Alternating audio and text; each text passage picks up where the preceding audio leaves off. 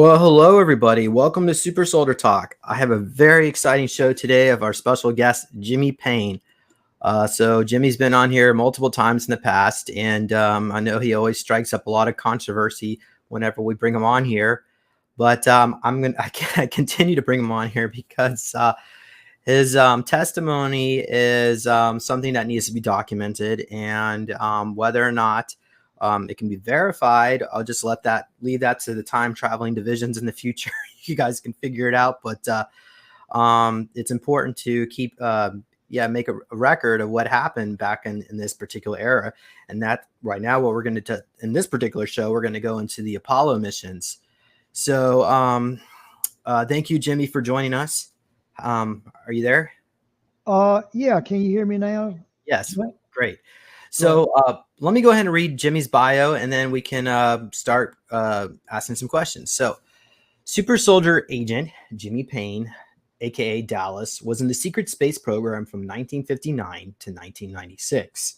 During this time, he was a shuttlecraft pilot for the Tall White Warriors at Area 51 and participated in time travel missions with the Montauk Boys at Camp Hero. He also recalls working for the Weyland Corporation, where he encountered a xenomorph at LV-426, which the movie Aliens was based off of. He was also stationed on Mars, Titan, and the Moon. Interesting. I just posted an article about Titan, about New Nuremberg. It's one of the German breakaway colonies. We can go into that later. On Mars, he has seen a broken statue of a giant face of a humanoid on a mission in 1974, along with Duncan O'Finoian. He remembers seeing the Tommyknockers on a cave on Mars, which are a muscular type of tall gray. On the Moon of Titan, he was stationed at a massive underground base where he was tasked with fighting a monster they called It. It looked like a junior Montauk monster, a Bigfoot type monster that would gain strength by attacking it. He was also on a secret mission from Vandenberg Air Force Base, the Apollo 20 mission with William Rutledge, and I think you might have said 17 too, where they discovered Apollo 17. They discovered an Oriental-looking humanoid named EBE, or EB I guess it's EB Mona Lisa or EBE. Jimmy claims the Apollo 20 footage on YouTube is real, and I do have a few clips of that, which I'll attempt to play today. Hopefully YouTube will be accommodating and not try to shut the feed off like they did with the Predator topic. Jimmy was speaking on the oral history from a secret astronaut's point of view of the Apollo 17. Yeah, okay. So these missions took place between 1972 and 1976 using the Saturn V rocket, which I guess at this point they were using spare leftover parts from the Apollo program. On these missions, they encountered a deserted lunar cathedral city, an underground complex on the Moon. They also recovered the Mona Lisa, which is in stasis in a general area. So they brought her back. And Jimmy will also be speaking on some of the life forms, paranormal activity, and the environment he encountered on the Moon. So thank you again, Jimmy, for coming on here today. You're welcome, James. And also, thank you, audience members, for participating with us today as well. If you have some questions about Jimmy, as long as they're good questions, I'll keep track of them, and we can bring it up when the time is appropriate. So, why don't I guess we've already discussed a little bit in before you came on here about some of your experiences, but why don't you just go ahead and just give us a rundown of the different Apollo missions? And just give us a short summary, and then we can go more in depth in each one. You have Apollo 15, which was the one that actually found the craft when it was making the orbit around the Moon. The spacecraft where EB Mona Lisa was actually spotted by Apollo 15. Now that was classified up into the 1970s. Now you have Apollo 17, which was the last manned mission to the Moon. That was the sixth and final mission that the public was aware of.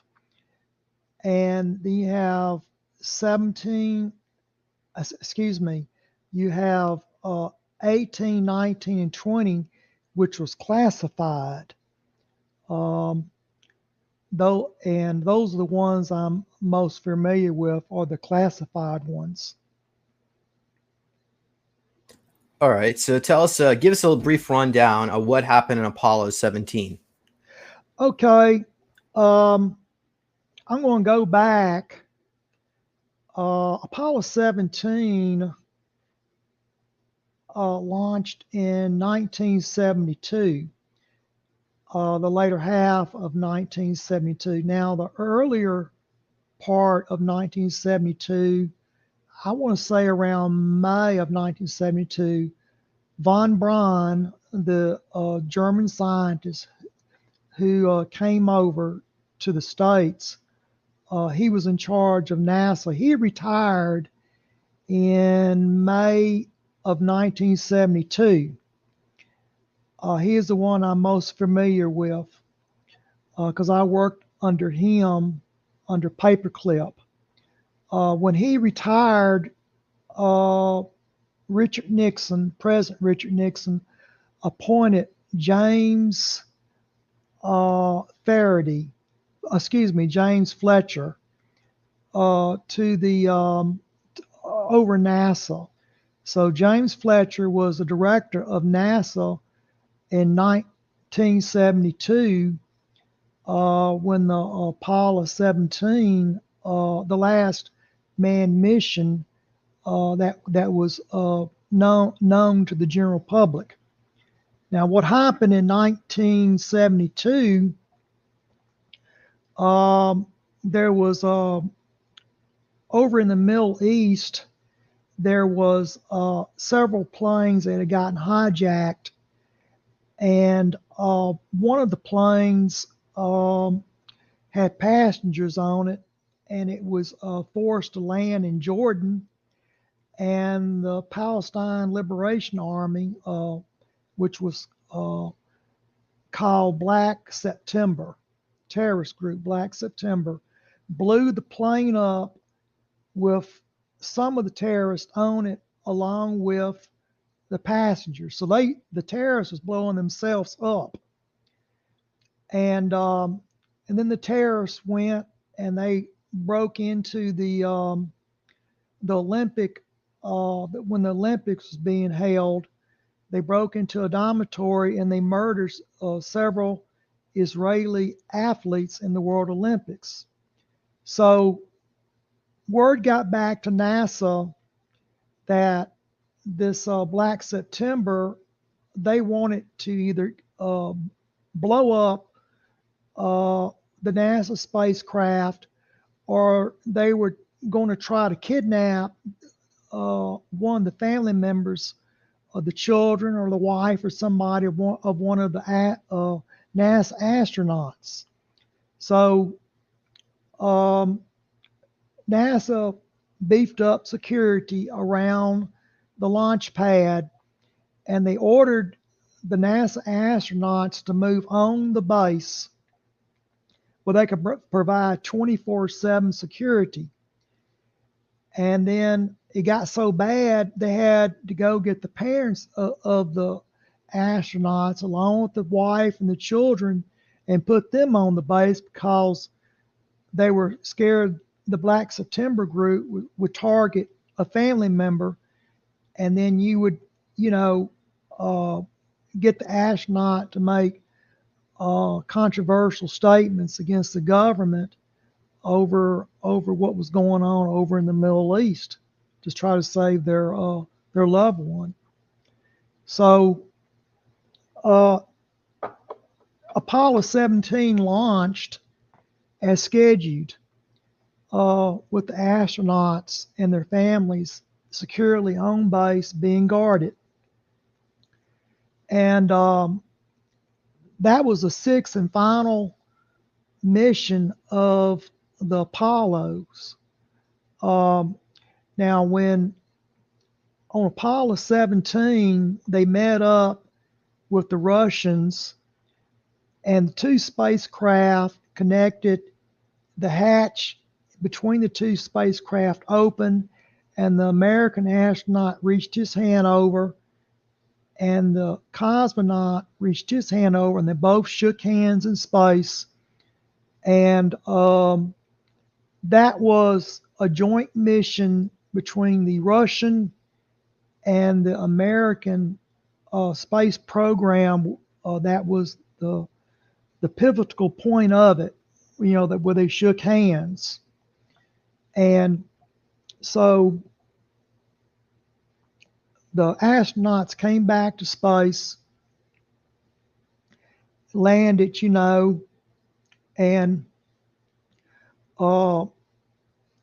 it was determined up in NASA, it was real hard, to run NASA and gather up all these astronauts and their family members. It put a strain on NASA. So James Fletcher, who was the director of NASA, said, look, we're going to, we're not going back to the moon. And because he said that the Apollo spacecraft, it was small inside, it was cramped, and he had already, really von Braun had started it.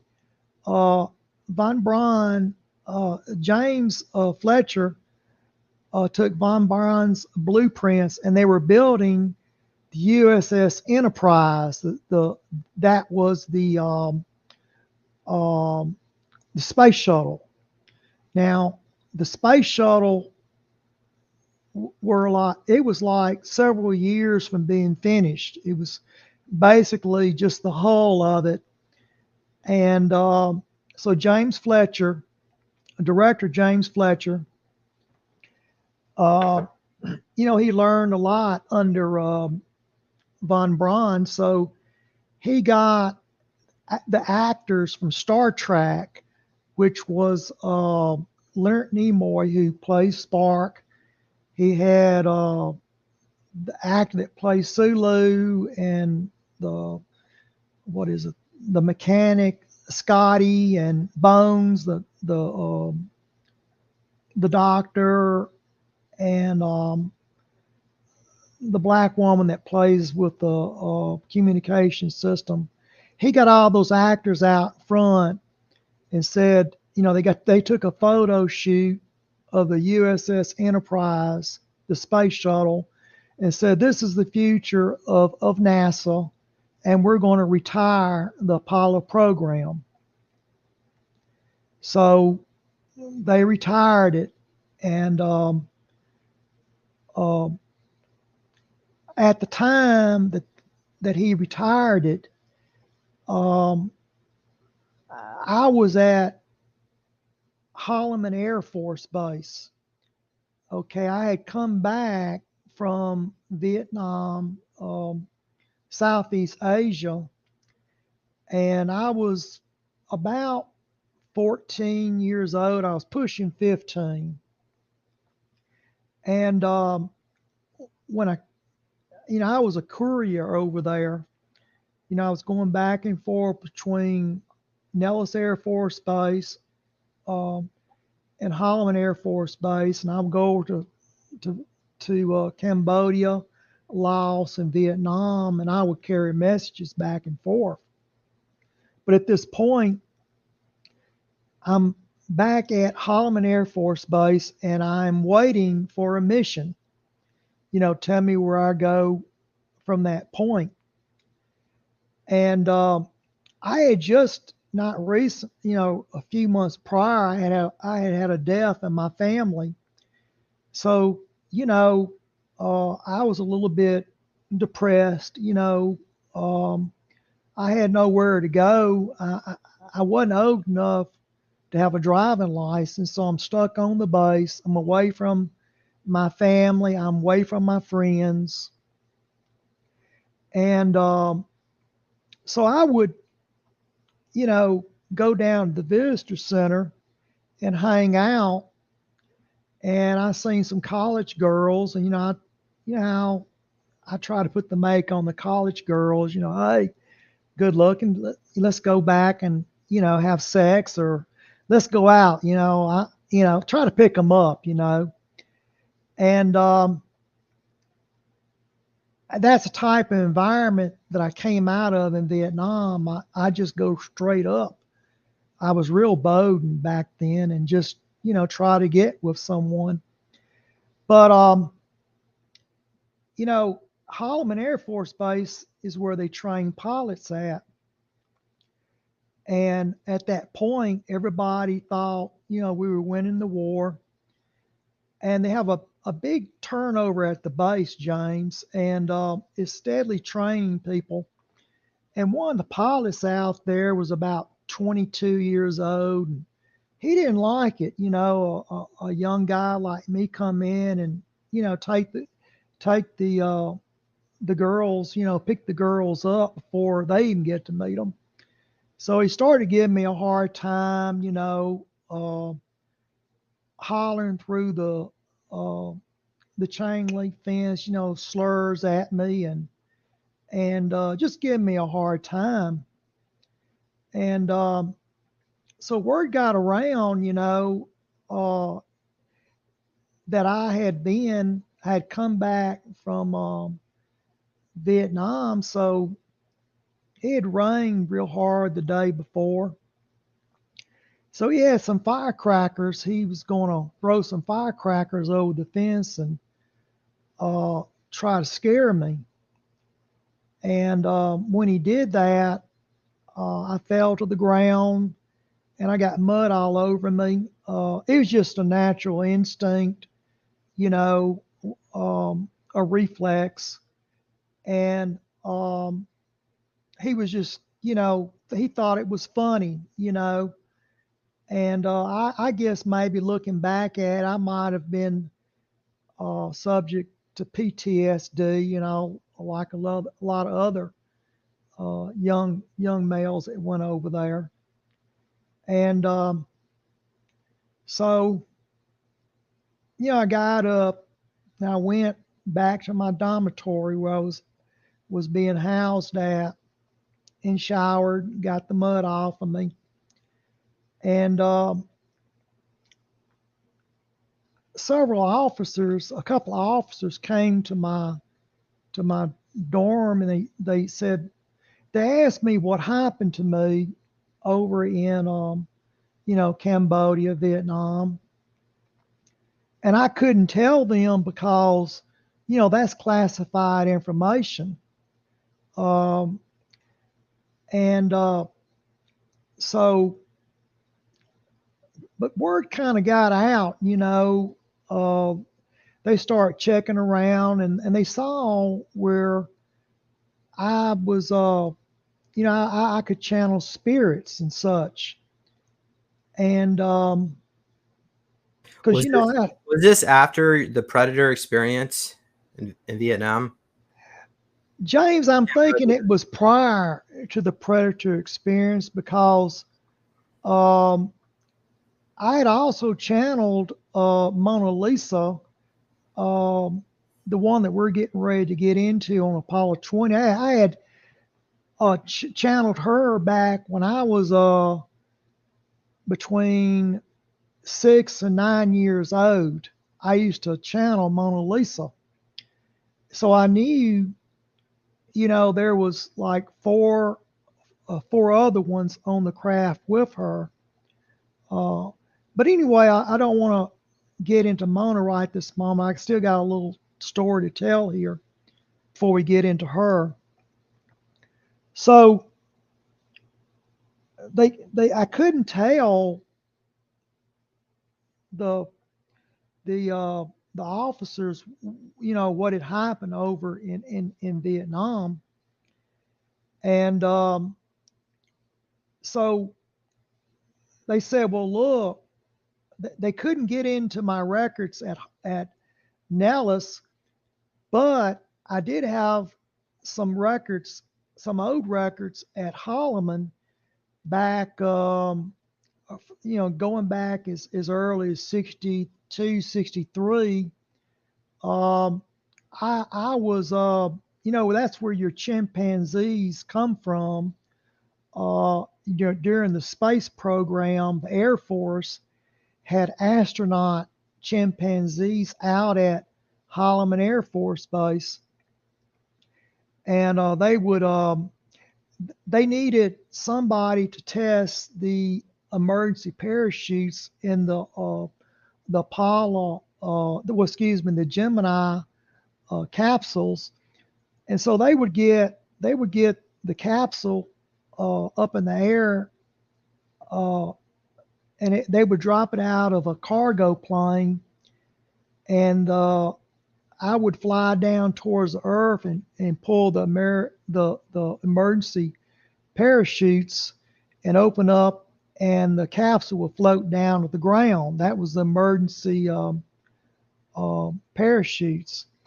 Chimpanzees hadn't been fully integrated into the program as of that date.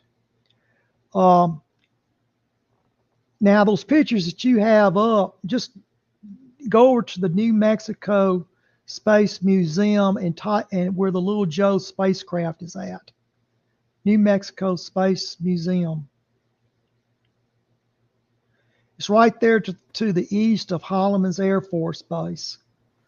Over here. No, just type in, that's it right there. See that right there? That should be it right there. Do you see that? All photos. Yeah. Okay, that capsule, that spaceship is called the Little Joe.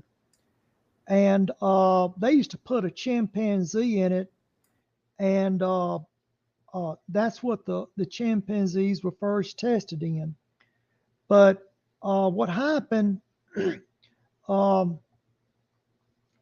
used to care for those chimpanzees, and when I was about 6, 7 years old, they put me in there, and so I'm the first astronaut. It wasn't Alan Shepard. I was the first one that orbited. I did a low Earth orbit in around 62, 63, if I recall. But getting back to my story, I didn't want to get off on that. Getting back to my story, they had some of my records, and they said, well, they didn't know what was going on with me, with the PTSD. So they said, well, we're going to send you up to Lovelace, a doctor. We want you to see Dr. Lovelace. We want me to go up to the Lovelace Clinic up in Albuquerque. That's where Kirkland Air Force Base is. So, because I never would talk to the psychiatrist at Holloman, so they decided to send me, up to Kirkland. Well, during this time, Jim Morrison, who was he was a singer of a rock band, The Doors. Now, Jim Morrison's father was a rear admiral in the Navy, and Jim Morrison had lived all over that part of the country. They would go from base to base and live. And so Jim Morrison knew the Holloman Air Force Base, and I had seen him a couple of times, but because of our age difference, I didn't run with Jim. Jim was like 27 years old, 26, 27 at the time, and I'm like 14, 15 years old. And Jim was real interested in spirits. Now, he wasn't the type of person into Satanism, but he was, he was very interested in ESP, spirits, and such. So Jim asked me, he said, Jimmy said, well, the first thing he asked me about Vietnam because he was scared he was going to be sent to Vietnam. So he wanted to know what was going on over there. And I said, Jim, I said, I was telling him how, how brutal the, the Vietnamese were and the Chinese were on me. And so Jim wanted to do a song. So he went ahead and wrote the song Unknown Soldier. And I went with him and I filmed it. It later went up on YouTube. But you don't see me in it, And then Jim says to me, he says, Jimmy, I seen a bad accident back when I was a young kid about an Indian dying on the road. And it's always haunted me. And I want to communicate with the spirits. Well, I knew about, when I got over at Nellis, I knew a lot about the Paiute Indians. I didn't know a whole lot about the Apaches at Holloman Air Force Base, but I did know this is back a few years prior down at Victorian's Peak. That's where, they had found some gold up in the mountain there, and there was rumored that Geronimo would hold up in that mountain where that gold was at. And, the Air Force, went out there and got a lot of that money out, hid it, I think they did a little episode on Unsolved Mysteries. Robert Stack narrated it. But anyway, I'm going to move on from that. I went ahead and I channeled the spirit, and I accidentally channeled Geronimo. And that night, Geronimo's about 40 or more spirits came through, and they would go out on the runway where they were storing the jets at, and you could hear, the drums beating in the background, spirits screaming, and some paranormal activity started going on in the dorm. It would ring in the dorm. Lights would flicker on and off, and apparitions will appear. And so people at Holloman Air Force Base started getting nervous, and, hey kid, what'd you bring back with you, and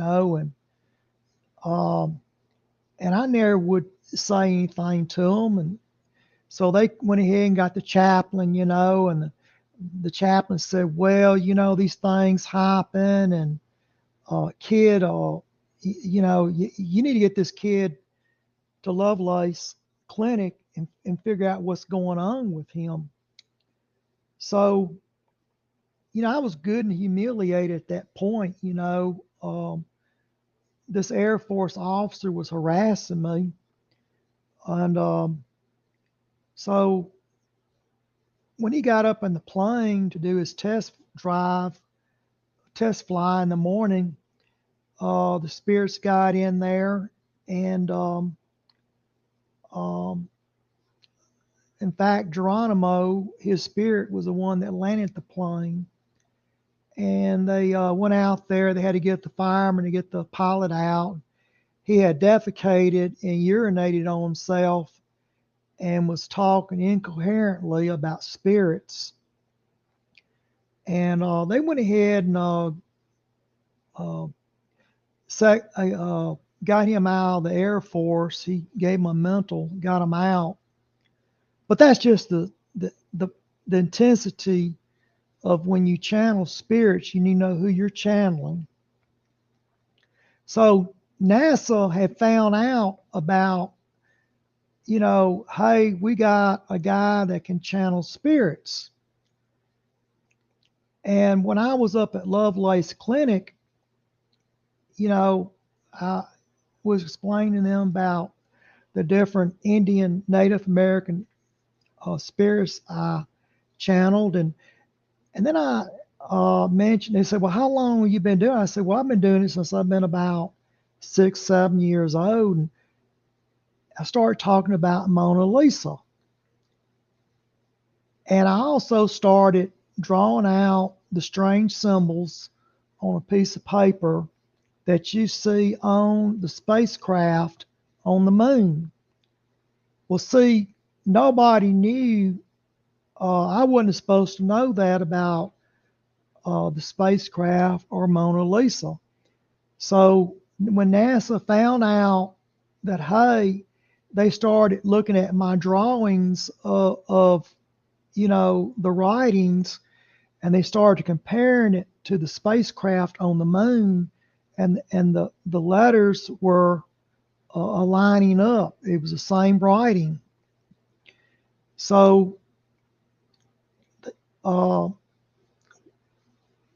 what happened, I went back to Holloman Air Force Base to wait for my next assignment, after I had my, you know, meeting with meeting with Lovelace. And, Jim Morrison, by that time, Jim Morrison had left, the area. He had moved on to Paris, France. He would later die of an overdose about a year or two later. But the door opened one day when I was at that dorm, and this guy walked in. He said, "Kid, would you like a job in transportation?" And, being broke and everything, I said, "Sure." So I didn't know it, but that was one of the astronauts that I would be working with in the future. So,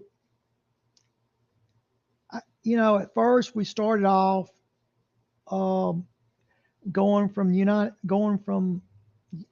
United States to Europe, and then from Europe go down to off the coast of Africa, and then from there going down into Central Africa.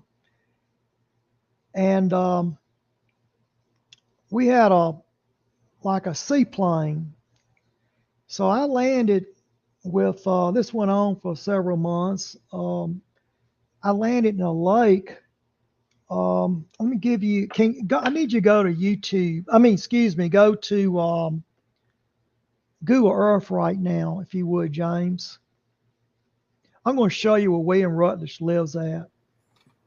Yeah. By the way, did Jim Morrison's dad, considering that he was an admiral in the military, did he have ties with the secret space program? I don't know. I do know that I do know that he was pretty high up. It's quite possible he did, but it was me hanging around Jim Morrison and the song, the protest song, The Unknown Soldier. Everybody, the NASA crowd is a young crowd. It's a jet set crowd. And I think that's when they started taking notice of me. It was inadvertently, but I think that's when they first really started watching me.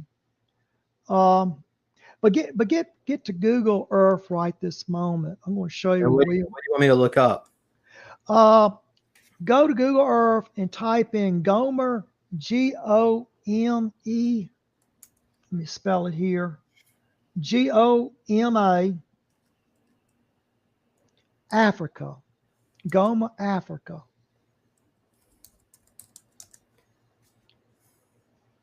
And I need to look at it on your screen there. Yeah, sure.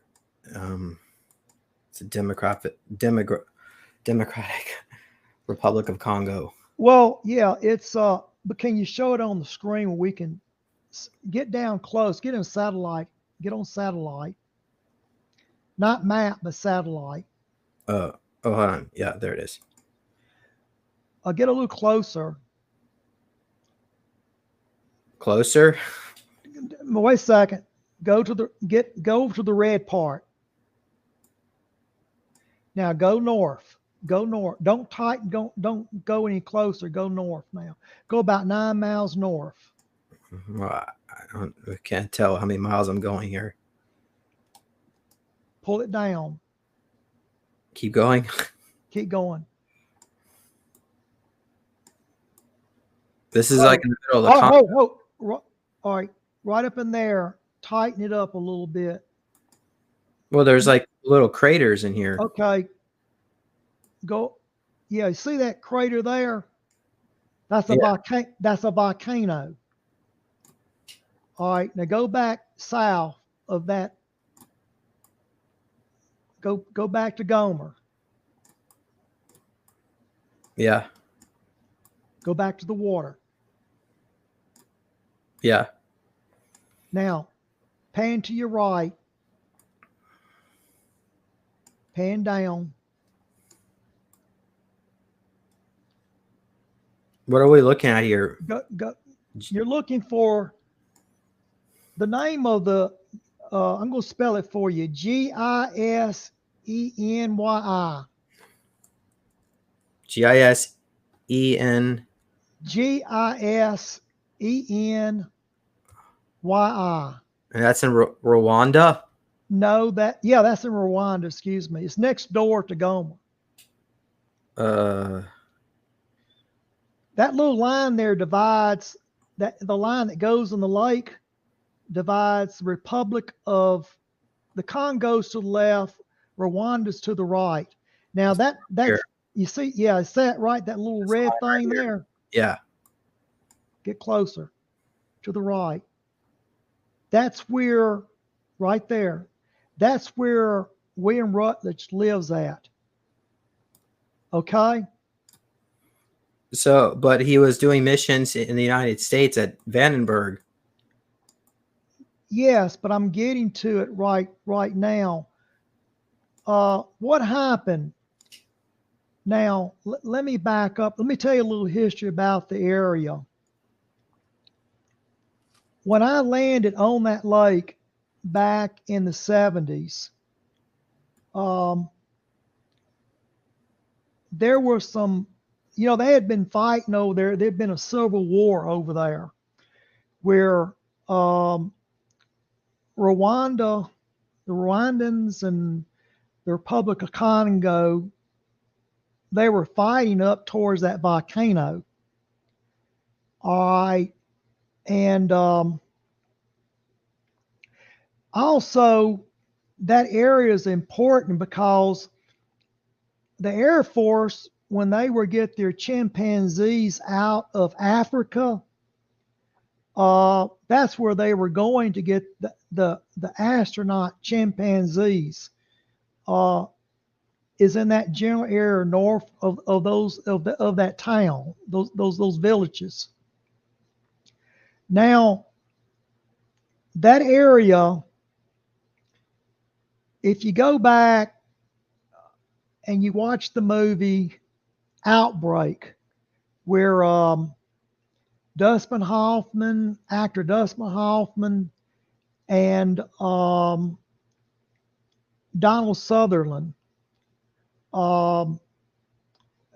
it's about a chimpanzee it's about a chimp that has Ebola, and it spreads and it causes a major outbreak and a lot of people die.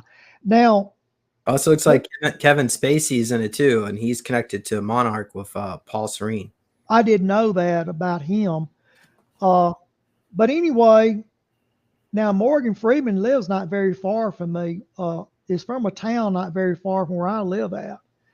Was he Jimi Hendrix back in the day? Then he faked his death. I don't know. I know Morgan Freeman is not, he grew up not far from where I live, but I don't want to get off on him right yet. Okay.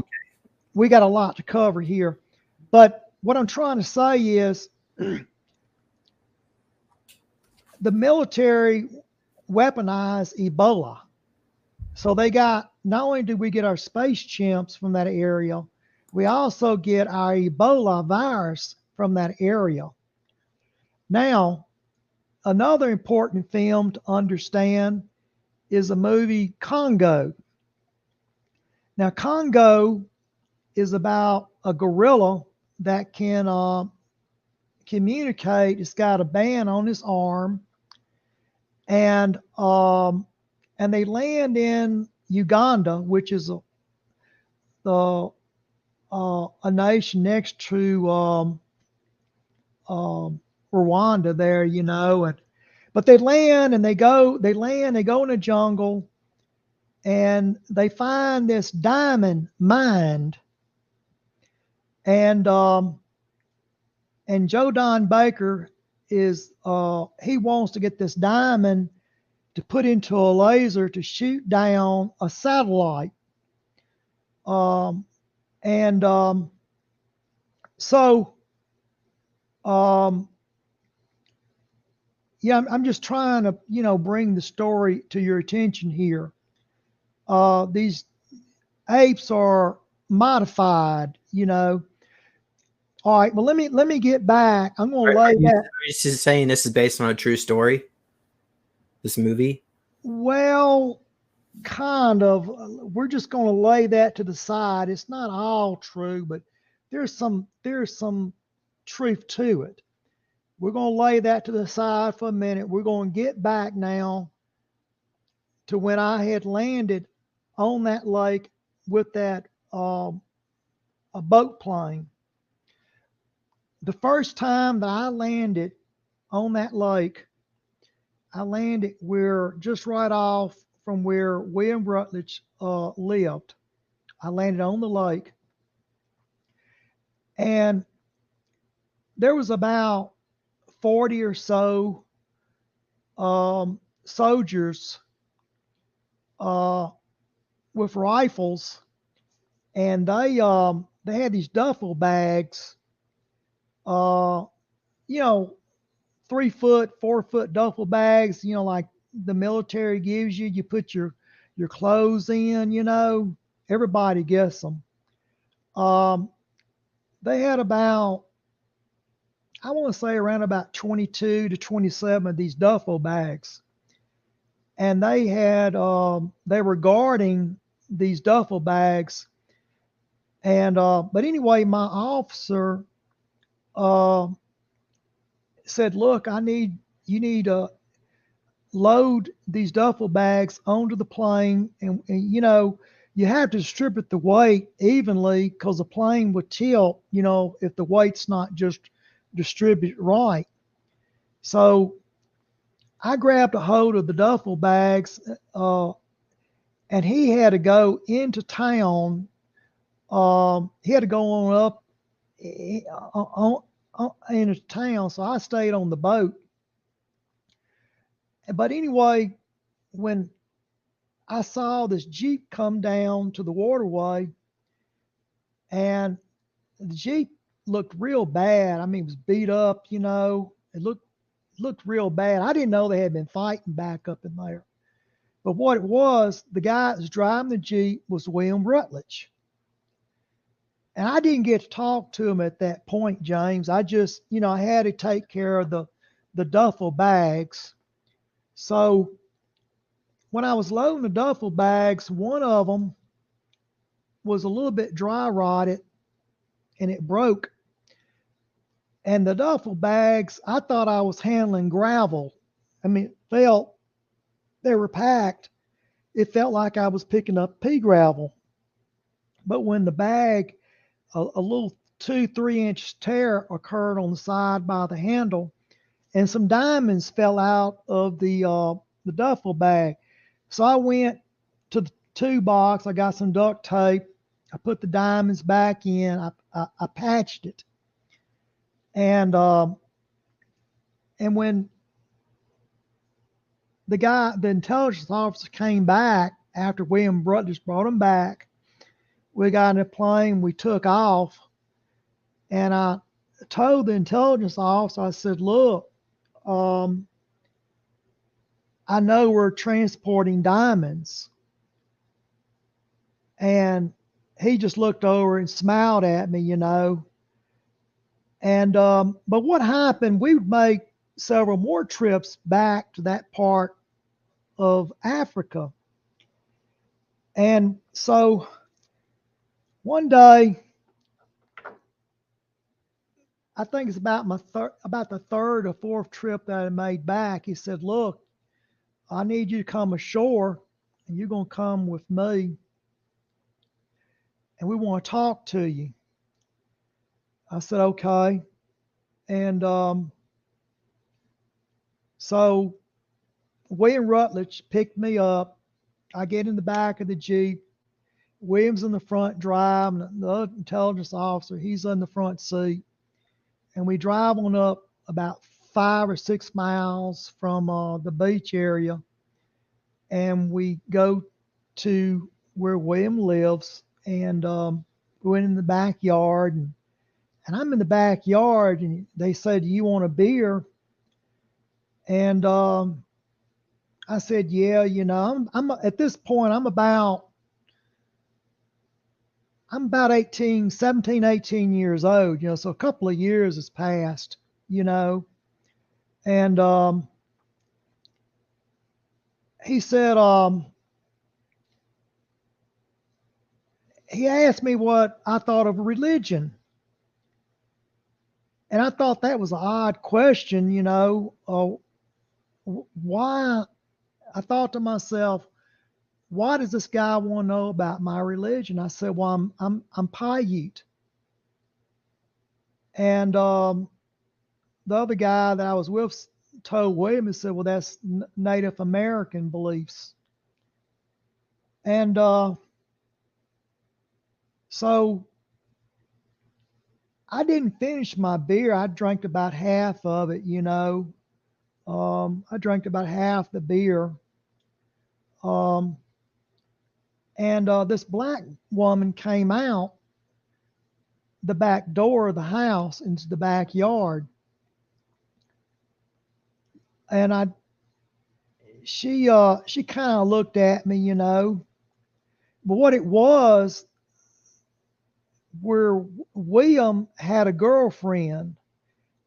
William is white, and that was his girlfriend, who was black. She's from the Republic of Congo. Okay. So I didn't say anything, you know. I just looked at him, you know. Do you have a picture of William that you could send me? No, I don't, James. I wished I do, but I'm sure the name is alias, like my name Jimmy is alias. We don't use our real names.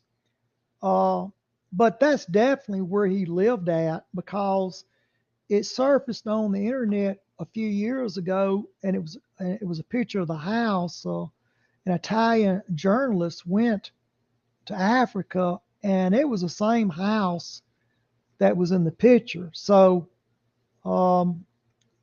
we know about what his house looked like. But anyway, I get back to the United States, you know, and I'm told when I got back, they said, you have a job now at NASA. And I thought, well, I knew NASA was looking at me, but I didn't know why NASA was looking at me. And what it was, what had happened, Apollo 18, they had shot up. Apollo 18 was a secret mission. They had gotten into an old, well, not the old, they had gotten into an Apollo spacecraft, and they shot it up, and they had another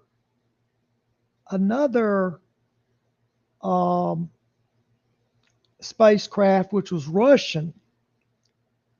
Now, I didn't know anything about this, about the Apollo 18 mission, and I didn't know anything about the cosmonaut mission. I knew about the Apollo 17 where they met up and they shook, but I thought the program was over at that point. But what had happened, they'd had an accident up on the moon, and they said, "Look, we need somebody to go to the moon. We've had an accident up there." And which Apollo mission was that had the accident? This was Apollo 18 was one that had the accident. All right, Apollo 19 was the one that went for the rescue. Apollo 19 went to the rescue Apollo 18. And Apollo, I believe it was Apollo 19 that had the Soviet spacecraft was in tow. If not, then it might have been the Apollo 18. I'm not real sure which one it was, but so NASA was working with Soviets at this point. Yeah, they were working, but that was classified. Now, I do know that when JFK was assassinated, about a few days before he was assassinated, he angered a lot of people down in NASA because he wanted to share technology with the Russians, and von Braun didn't like that. The old school didn't like it, didn't think it was wise. And so they had to wait till von Braun had retired before they could, mount such a mission. So they had to occur under James Fletcher, the director of NASA, So, but what had happened, I want to get back to this mission here. They said that, they told me that there was some type of a disease similar to Ebola or either leprosy had broken out onto the spacecraft, and that I was not to enter at all. I was not to enter the spacecraft, but that they had an instrument called the DR5. This is a scientific instrument. It's about the size of a dishwasher, and about the height of a dishwasher. And the astronaut, they take it and they lay it out beside the spacecraft. It's supposed to send back data to Earth. Well, what had happened, these astronauts, when they were, they couldn't bring them home, the Apollo 18, they couldn't bring them home. And what happened was, it was a real hard death with these astronauts, and it was a real low blow to NASA, because they had to witness these men ran out of oxygen and they suffocated to death. Okay, and the thing about religion, they wanted. They did, in other words, to abandon an astronaut, how do you pray with an astronaut you're going to abandon, So they wanted somebody who did not hold religious views, and two, if there were an alien encounter on the moon, they did not want to see an astronaut kneel down to a false god. Okay, so in other words, if it's an alien, they want you to kill it if it's hostile, not just to get on your knees and surrender to an alien. So that was the reason why they wanted me. Now, William Rutledge is an exception. I mean, excuse me, I'm the exception. All the astronauts were atheists except me. All the astronauts that were on 18, 19, 20 were atheists. And the only reason they ended up with me was because, one, I was channeling Mona. Two, they said, well, he's got the religion of the savage. Okay. He's got the religion of the savage. And so that was the only reason I was ever picked. There was nothing else they could do. But anyway, getting back to my story, I went up to the moon on Apollo 20. And on Apollo 20, there's two spacecraft again launched from launched from Vandenberg base. There's two spacecraft. The first one had a 24-hour head start on me. William Rutledge and that crew was in the first spacecraft that took off. I took off 24 hours later in the second spacecraft, so I'm telling him. And if you see, I think there's a video on YouTube where William Rutledge is pointing his camera outside, and you see a light go around his spacecraft. Well, that's the spacecraft I'm in. I'm in the second one. But William went down first, and I'm still up orbiting the moon in the second craft.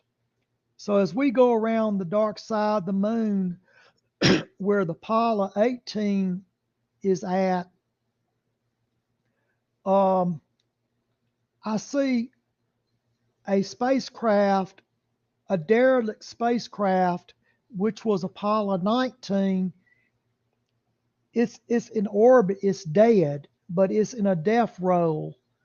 But it's in orbit, but it's turning like a corkscrew. So, my mission was to do a spacewalk, get out of my spacecraft, throw a grappling hook onto Apollo 19, and it's going to pull me like you take a thread on a thimble. If you roll a thread out of a thimble, you can roll it into a thimble. So the theory was, I'm going to throw a grappling hook out, and as the spacecraft turns around slowly, it's going to pull me in. It's going to winch me in, and I'm going to grab a hold of the spacecraft that way. So for about 2.5 hours, I watched this spacecraft slowly turning in a circle, corkscrew wise. And I went ahead and I made my spacewalk, and I was pulled in with the rope onto the derelict spacecraft. And when I popped the hatch in and I got in there, I find a dead female astronaut. And it's the same woman that was in the backyard of William Rutledge. And come to find out, she was an engineer. She designed the hatch where the American spacecraft and the Soviet spacecraft connects, that have a special hatch. And she was the engineer that designed the hatch. That's why she was with William Rutledge, and she was dead. And the spacecraft that she was in, she had used up all of her fuel. Now, my mission was to break the spacecraft apart. Both spacecraft, Apollo 19, you're looking at around about 60 foot. You got the lunar module, you got the command module, you got all that hooked up. So what I did, I blew the two spacecraft apart. Instead of having two spacecraft, I only got the lunar module to turn around. And I was able to stop it from its spin, and I was able to bring the lunar module 19 down to the surface. And when I landed where Apollo 18 was at. And when I got out, that's when I found the flag was laying on the ground. The Land Rover had been turned over. There had been some type of disturbance on the Apollo 18. And I had been ordered, not to look in or not to enter that spacecraft. And I went ahead and, flipped on the DR5, the space instruments that NASA was needing. But because when I was coming down, I had also spotted a Soviet spacecraft about a half a mile away from Apollo 18. So I had to go. So that was the one where the Russians participated in 18. Well, that's the question. I don't know, was it the 18 or 19? I just know that the Russians had landed also. So I get over there, I take the Land Rover, I pushed it back over. It's on two wheels. It was on its side. And I pushed it back over, and I drove it over to the Soviet spacecraft. And when I got over there, the hatch on the Soviet spacecraft was opened, which is unusual. And I got out and I looked around, and I see some footprints, where the cosmonaut had, walked off. But I went ahead and climbed on up into the Soviet spacecraft and got on up in there, and the whole thing was torn to pieces, like somebody had been in there fighting. The instruments were all tore up in the spacecraft, and there's blood all over the place. And how long was it that this was actually incapacitated, and then when you got there?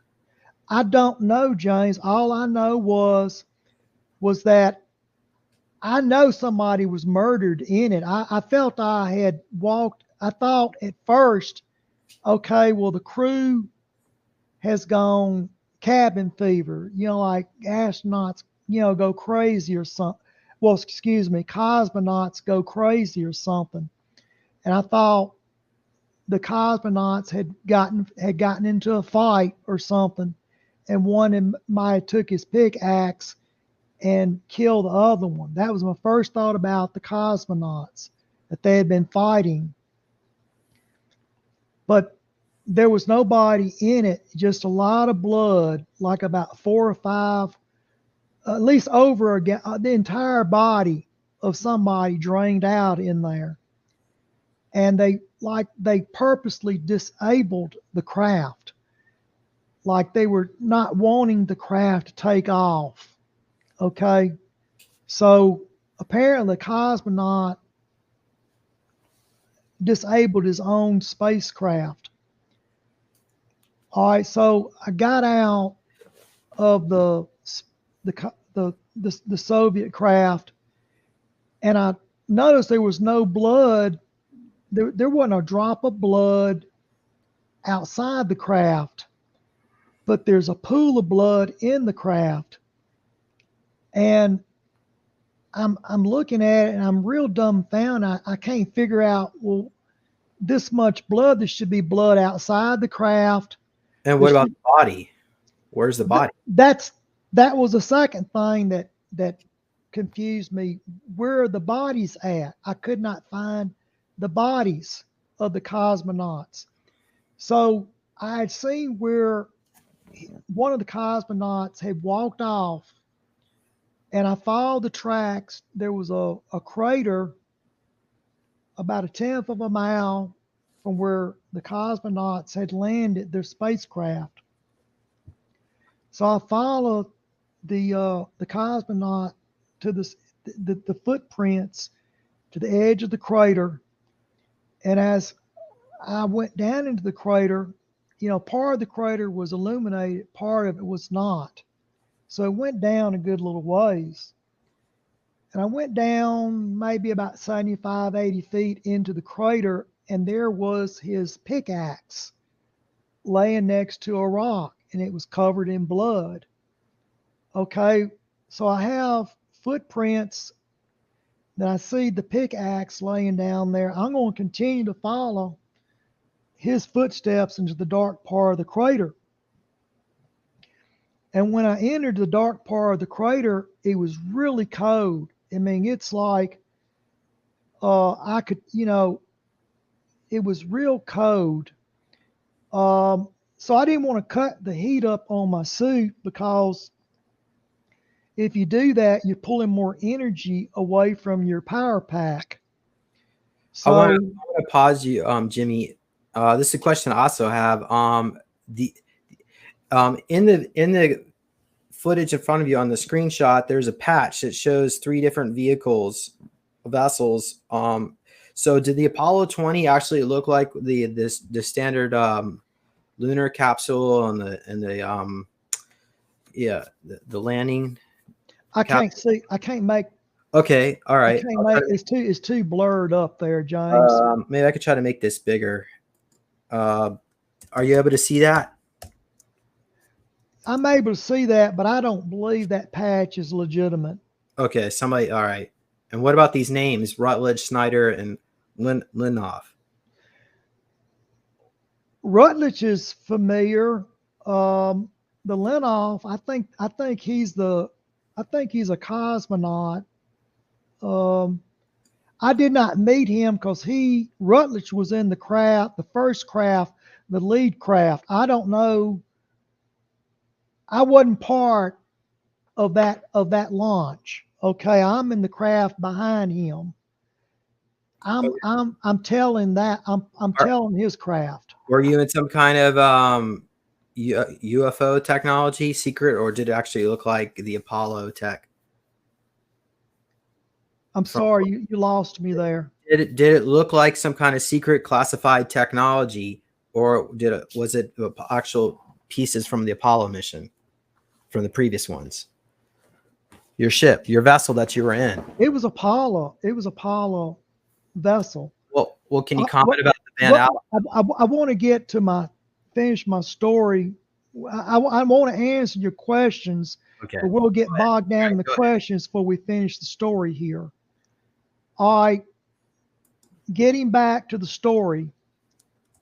So I walk down into the crater, and I find this cosmonaut. He is laying on his side, and I turn him over, and I can't really, I have some light from my coming out, I turn on my headlight, where I could see something.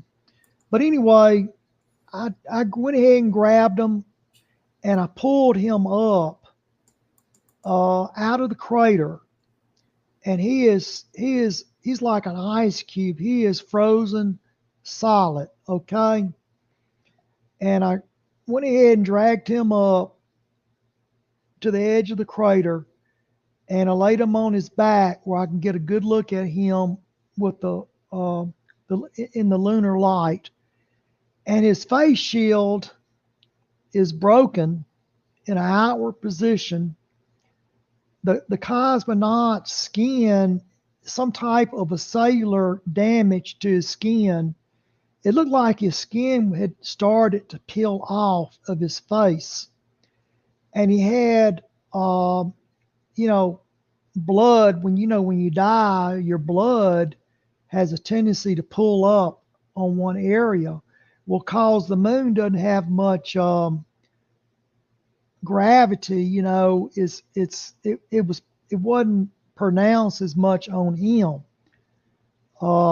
So I don't know how much blood he had in him, because the weight of the moon pulls the blood to one side of the body, not as great as it does here on Earth. But he had undergone some cellular damage, like his skin was trying to peel off. So I remember when I was down in the crater, before I pulled him out, I had saw a cave down there. And I remember going over towards it. What had happened, I have some lost time here. All right. I don't want to I'll get into this at the end of the story. We still have some more information to cover here about the lost time and what happened to me down in the crater when I, was trying to pull this cosmonaut out. So I'm going to leave that to the side for a minute. I'm going to go to the part where I'm back into the Land Rover, and I drive back with the Land Rover, and I go back and I head on to where William Rutledge's coordinates is at. I have his coordinates. So I've already burned up some of my, my oxygen and some of my battery pack. But they give you a little extra anyway. I just was not supposed to have gone over to where the cosmonauts were at. I was supposed to have only done, cut on the instrument where the Apollo 18 craft was at. So I had a little catch-up time to do. So I was a little late getting to to meet up with William Rutledge and them. But I eventually got to where William Rutledge was at. And what had happened, William Rutledge had gotten Mona, and they were putting her into the lunar module just about the time that I was pulling up. Okay. And they'd already taken her clothes off. Is this footage that was filmed by William and you? Is that what they were filming her. They were filming her. I remember her laying there and they filming her. But, okay. I remember they were filming her there. They had on taken, the ship. Now that's not her. That's another one. This woman here, if I recall, had her head cut off. I found her. She was decapitated. Her head was found underneath some of the up under part of the spacecraft outer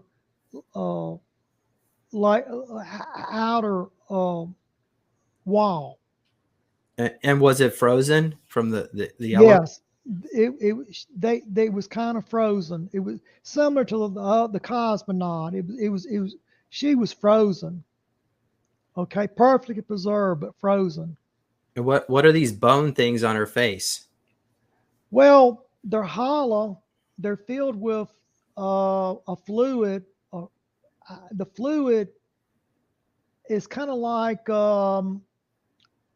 it's kind of oily in a way, but it's I would say something very similar to it keeps her supposed to keep supposed to it's like embalming fluid in a way. It's got her kind of in suspended animation. Is what I'm trying to say there. Now that's Mona there. Okay, so she still had her heartbeat. No, you see that little thing on her head there, In her third eye area. her third eye. Yeah, what is that? Well, that's an organ that flashes if she's communicating with you. If that would flash like a flashlight, she communicates telepathically. It'll flash up like a strobe when she's talking. I wanna get back before we get too far into her. I want to get back to the spacecraft.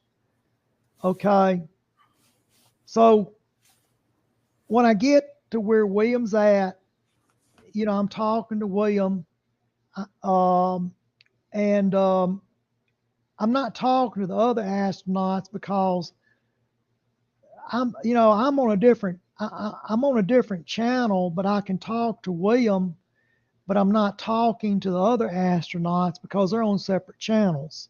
Okay, even though they're in the same spacecraft that I'm in, I'm talking directly to William, and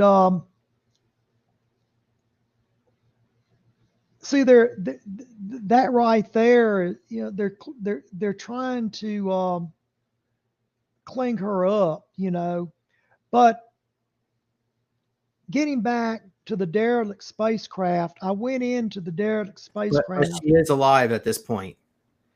She's not dead and she's not alive. She's in some type of like a deep sleep, similar to a coma. She has brain waves. You can hook a EKG up to her, and she has brain waves.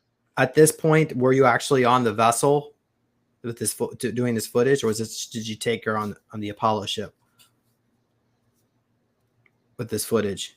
That footage there was taken on the Apollo craft. Was there a breathable atmosphere on the ship? The Apollo, yeah.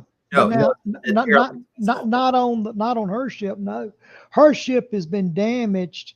I got a real good look. I got into the craft. I went all into her craft. It's every bit the size of a Boeing. It's bigger than a big Boeing jet. It's much bigger. Right where Mona sat at, Mona was at the flight controls when she was found.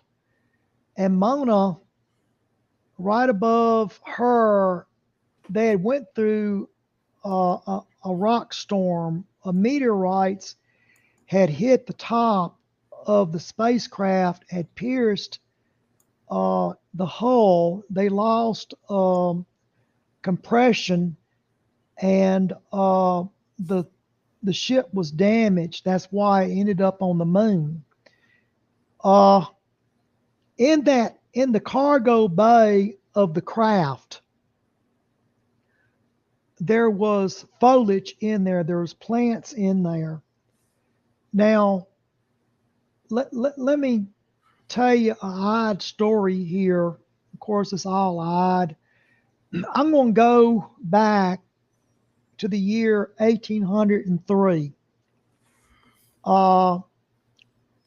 Fishermen in Japan, where what is right now the Itachi region of Japan, that's where Fukushima, just south of where the Fukushima nuclear power plant's, James. They fished a strange woman out of the sea. She couldn't speak their language. And I believe, and this is just my belief, I believe Mona has been to Earth and that the foliage that was in that craft was either from Earth or going to Earth. Now, if we go back 50,000 years ago, Earth was covered in ice. All right, and when the ice thawed, you had um, foliage trees um, grew into jungles. I believe either Mona, now Mona, that craft, William Rutledge claims that the craft crashed 1.2 billion years ago. I don't buy that. What it is, 1.2 billion years ago, the crater that the craft was in was formed by a meteorite hit 1.2 billion years ago. My research is that she's been there for about 42,000 years. Because when I would channel her, Mona told me that that she had been there for around about 42,000 years. Now I presume that to be Earth years, and I believe that the foliage that was in that craft came from that part of the world that she was 42,000 years ago. Either she's transporting plants or either she's come to Earth to collect plants after the Ice Age, and that somehow or another on her return trip back, she encountered a meteorite storm that damaged the craft. Okay, now that's my belief. And in the craft was these strange ceramic blocks. They're like little black pyramids that was in there.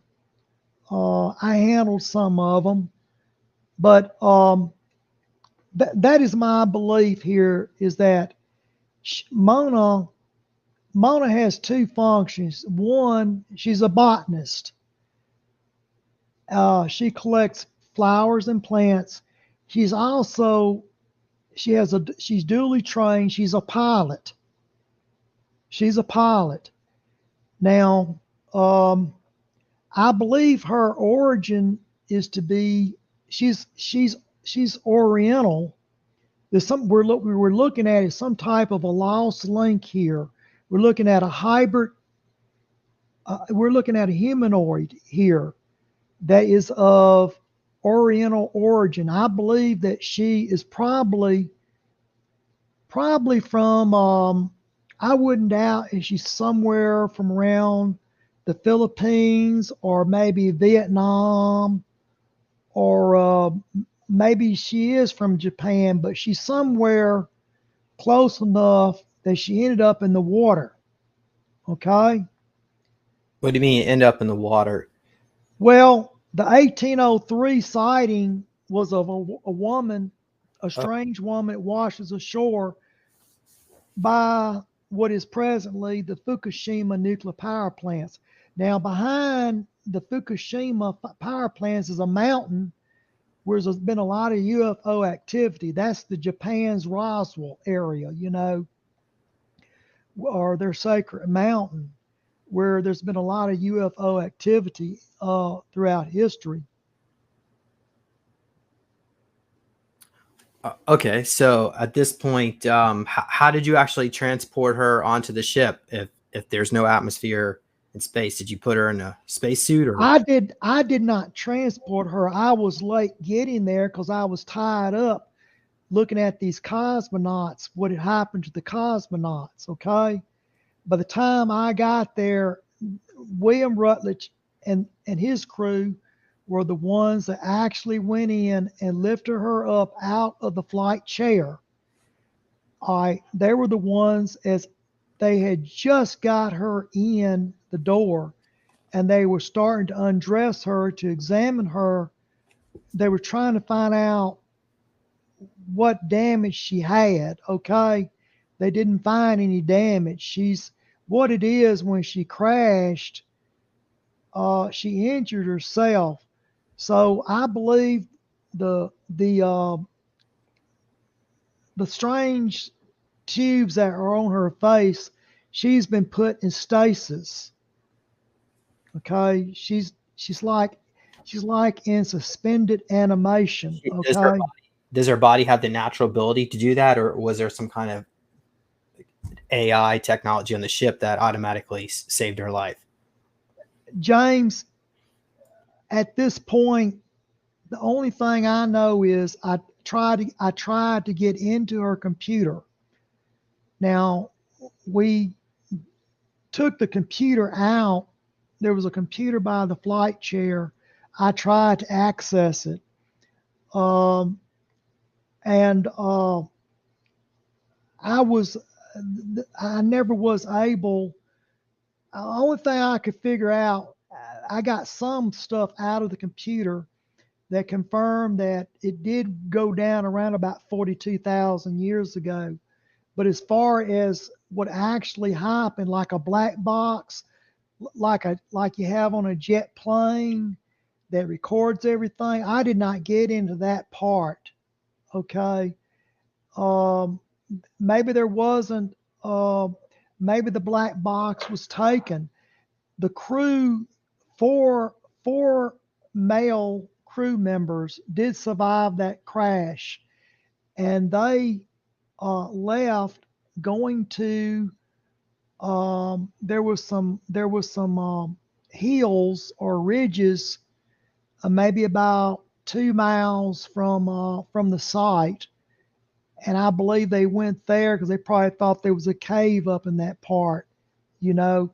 So those four males left, they never returned. Now, I've channeled and communicate with three of the four. The fourth one would never talk to me. And so three of them survived. They later died. I don't know how. How are you able to communicate with them if they have already died? They put her Jimmy. telepathically. Oh, Telepathically. back in time. There's no time limit to telepathic communication. No, there's no time limit. You can go back and forward excuse me. Well, why? Maybe Channeling. maybe the folks over in Darkfleet who have access to time travel tech could go back and rescue them. James, you had to have an exact time. You had to have an exact coordination. Okay, we don't have an exact time or coordination. What we have is the aftermath of it. Okay. Right now she's on Earth. She's being studied at Area 51. Were they able to revive her, get her out of stasis? No, she's still in stasis. When I would go to Area 51, I could put my hand over her forehead and I could communicate with her better that way. But when I was a little boy, I could do it without putting my hand on her forehead. As you grow older, you kind of you get away from it. I don't channel like I did when I was younger. So what I do in my later years, I would just put my hand on somebody and communicate that way. Have you ever seen a Vulcan? If you watch Star Trek, they take their hands, they split them, and they put the hands on the forehead, and they're able to communicate that way. Well, that's very similar to what I was doing with her. Here's a good question from Mike Freeman. The computer system, how are you able to verify the 42,000 year timeline? And she told me. Okay. And how did you interface with the computer system?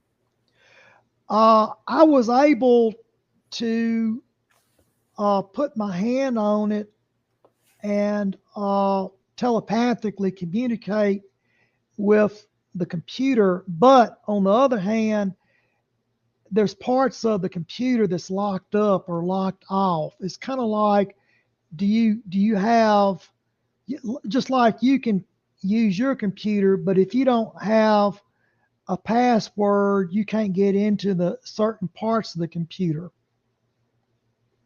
Okay. If I don't know I can use your computer, but if I don't know your password, I can't get in sections of your computer. Well, that's the same way with her computer, or the computer on her craft. Now, those strange writings on the outside of the craft are to ward off evil spirits. They're kind of like good luck symbols.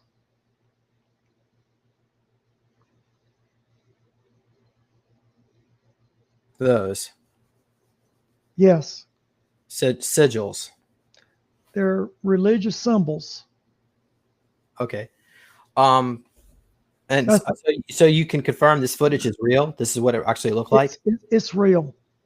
Now you said the craft is actually in a corkscrew position, but this craft looks like it's No, I didn't say it was in a corkscrew. I said the Apollo 19 was in a corkscrew when it was up in space. Okay. It was turning in on a barrel. Okay. I brought down the lower the lunar module onto the moon. Is what I did. Can you comment about from Noli Love? Why isn't she dead by now? If she's in stasis for 42,000 years, you would think, if not enough calories, the body would just deteriorate. When you're in stasis, you can stay indefinitely. Okay. All right. So yeah. All right. Well, that's part of the control panel there. Can you comment about this? What did she tell you about what happened to the craft? She told me that the radar system is in the nose of the craft, and when they were flying through space, that the meteorites came from the top down. There's no radar on the top of the craft. They did not know that they had rocks coming from that angle. Their radar is primary on the frontal part of the craft. And when it hit, it knocked out some vital cables. They decompressed, and they, like I said, they descended. They lost control, and they skidded into the crater. The crater has been there for 1.2 billion years. They can tell by the rocks that created that crater. However, she's only been in that crater 42,000 years. All right. Can you comment what she said about the cathedral city? What was that about? The city is just something that was next to it. Now, whether they were trying to land there for help, I don't know. They're definitely are very close together. Now, where you see that dome, not far from that dome, we now have an underground base there. We have a portable nuclear reactor there, and you go there and you stay there about 4 or 5 Earth days, and then you decompress, and you can take a small oxygen tank, similar like you have a hose put in your nose at the hospital where you can breathe oxygen. You can actually walk around on the moon if you have air, but you have to remember, when it gets cold, when it gets dark, it gets extremely cold. You can't get in anything you can't walk into a shuttle without a suit. And there is parts of the moon that has high radiation. Some parts are higher than others. So you don't want to spend a whole lot of time on the top of the moon because you're being bombarded by radiation. All right, so it's not a full vacuum on the moon. There is an atmosphere. There's a slight atmosphere. It's kind of like if you went down into the crater, you may have a little more oxygen down there, but it would be very thin. It'd be like if you're on Mount Everest.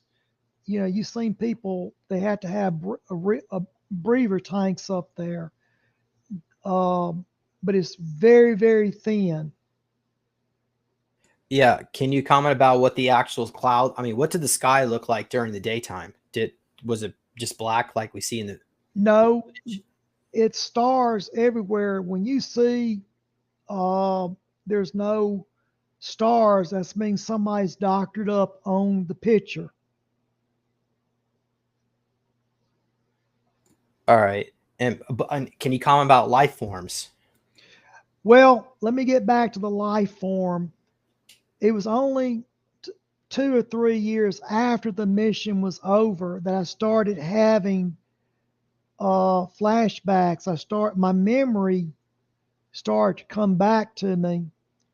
And what had happened when I was down in the crater trying to get this cosmonaut back up, I had seen some flashes of light down in the crater. I went deeper into the crater to the side where there was an opening, and basically it led to an underground chamber. I never was able to get into it because it was real thin.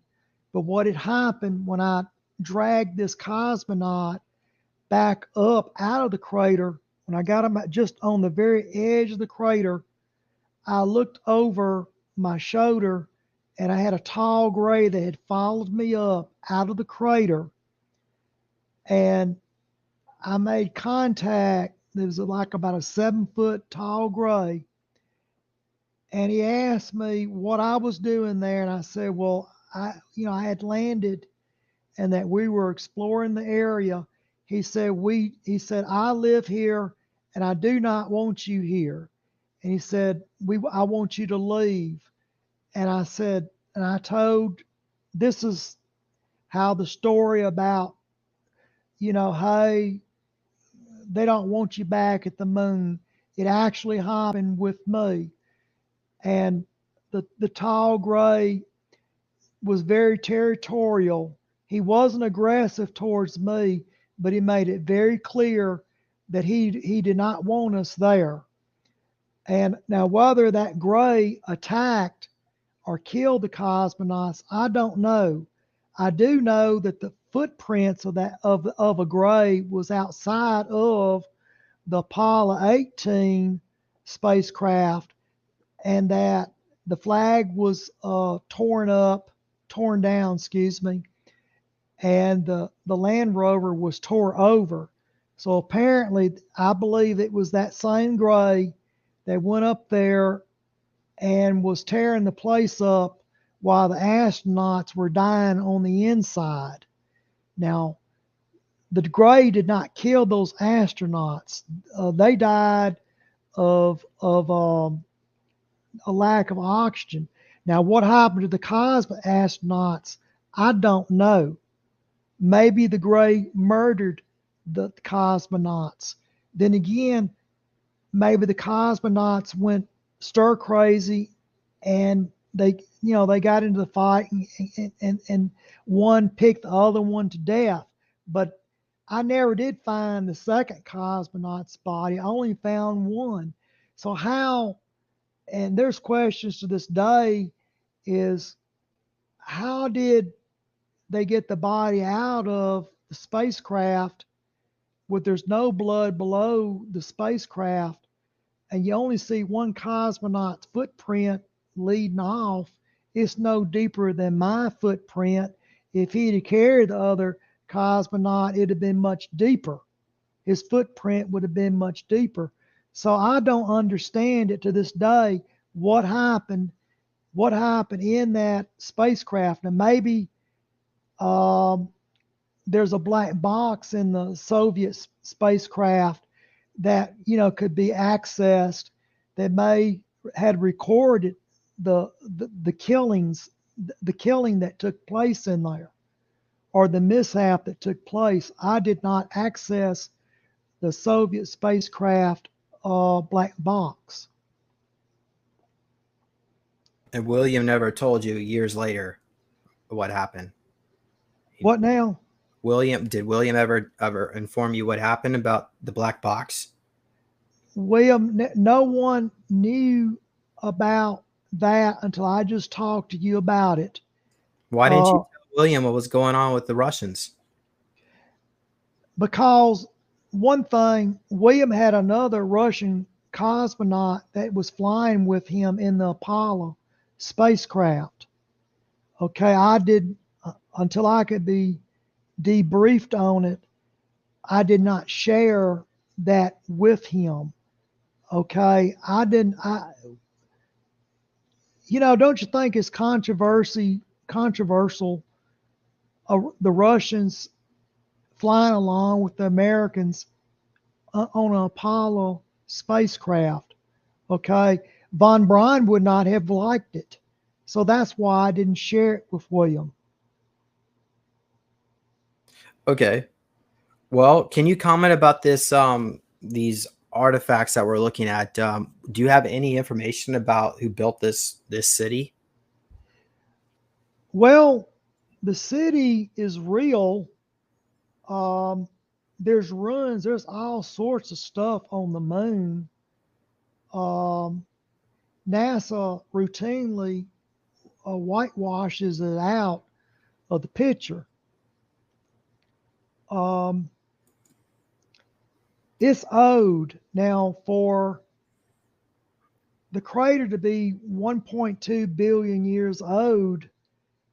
I would think the city was built after the crater was formed. But I believe Mona, I believe the city was there when Mona crashed 42,000 years ago. I believe that when they got hit by the meteorites, they were trying to land to make it to that city. Okay, and can you comment about the occupants that might have lived there? That I don't know. Were they bigger than a standard size human height, or were they giants? James, the city has never been, as far as archaeological work, none of that's never taken place. There is, behind that cathedral, you can go down into the underside of it. It protects you from the radiation, and there's a power source down there. There's a small nuclear reactor that was brought to the moon. It was not found there. It was brought to the moon, a small modular nuclear reactor. And we use that area, that city there, or the remains of that city, for as we use that there. There are astronauts that go there, and just like like if you dive real deep into the ocean, if you come up, you get the bends. Well, when you get to the moon, you have to lower the pressure so your body can adjust to that little bit of oxygen that's on the moon, or you'll get the bends. And you stay down into the underground for about 3 to 4 days, and the oxygen is slowly stabilizes to atmosphere out there, and then you're able to get, you don't have to have your suit on. You can take a small tank with tubes, put it on your face, the tubes I mean, and you can walk around. So all the bulky the big air tanks on the back, that's not necessarily, you don't necessarily need that. You just need to let your body, stabilize uh, to adjust. But yeah, you can move around on the moon. But like I said, you don't want to go into the dark spots because I mean, there's probably 75 to 100 degrees below zero in the dark spot, and and then the light it's warmer, very warm. So that's why it'd be very dangerous to go wander into those ruins to explore. Well, you can go into the runs, just like if you get into the dark spots of the runs, you want to have some. You definitely need a suit on, but on the outside of it, with the moon, with the sun is, you get a little sunlight. It's warm. Um, I'm comparing it to to going down in the crater. It gets real cold. It's just like you go outside and you don't have a jacket on or shoes on, and you walk around in the snow, and you come in and your fingers are feeling tight and they're itching, and they're about to bust. You're real cold. That's how I explain it. And can the spacesuits survive all the radiation? You can take. It's not really good for long. I don't think it's very good for long range. To stay on the moon long range on the surface. Now, there's parts of the moon, the actual lunar soil is more radioactive than other parts of the lunar soil. Um, I would say that when we live on Earth, we're protected by ozone layer, and we have clouds and stuff like that, and trees. You don't have that on the moon. You don't have an ozone layer on the moon. It's just there's radiation from Earth, from the Van Allen radiation belt, and it comes down on you. Well, you can take some radiation, but you wouldn't want real long, prolonged radiation. So, what do you think about this statement here that the Van Allen radiation belt lethal dose is only 10 minutes exposure? It's equivalent to being in a microwave oven. I believe I kind of have a belief in that statement, but on the other hand, um, if you take gamma radiation, you can take a piece of paper. You have alpha and gamma radiation. You have to. The more thicker the wall is, like a 1 foot wall is better than a 2 foot wall. Excuse me, a 2 foot wall is better than a 1 foot wall, as far as knocking radiation off.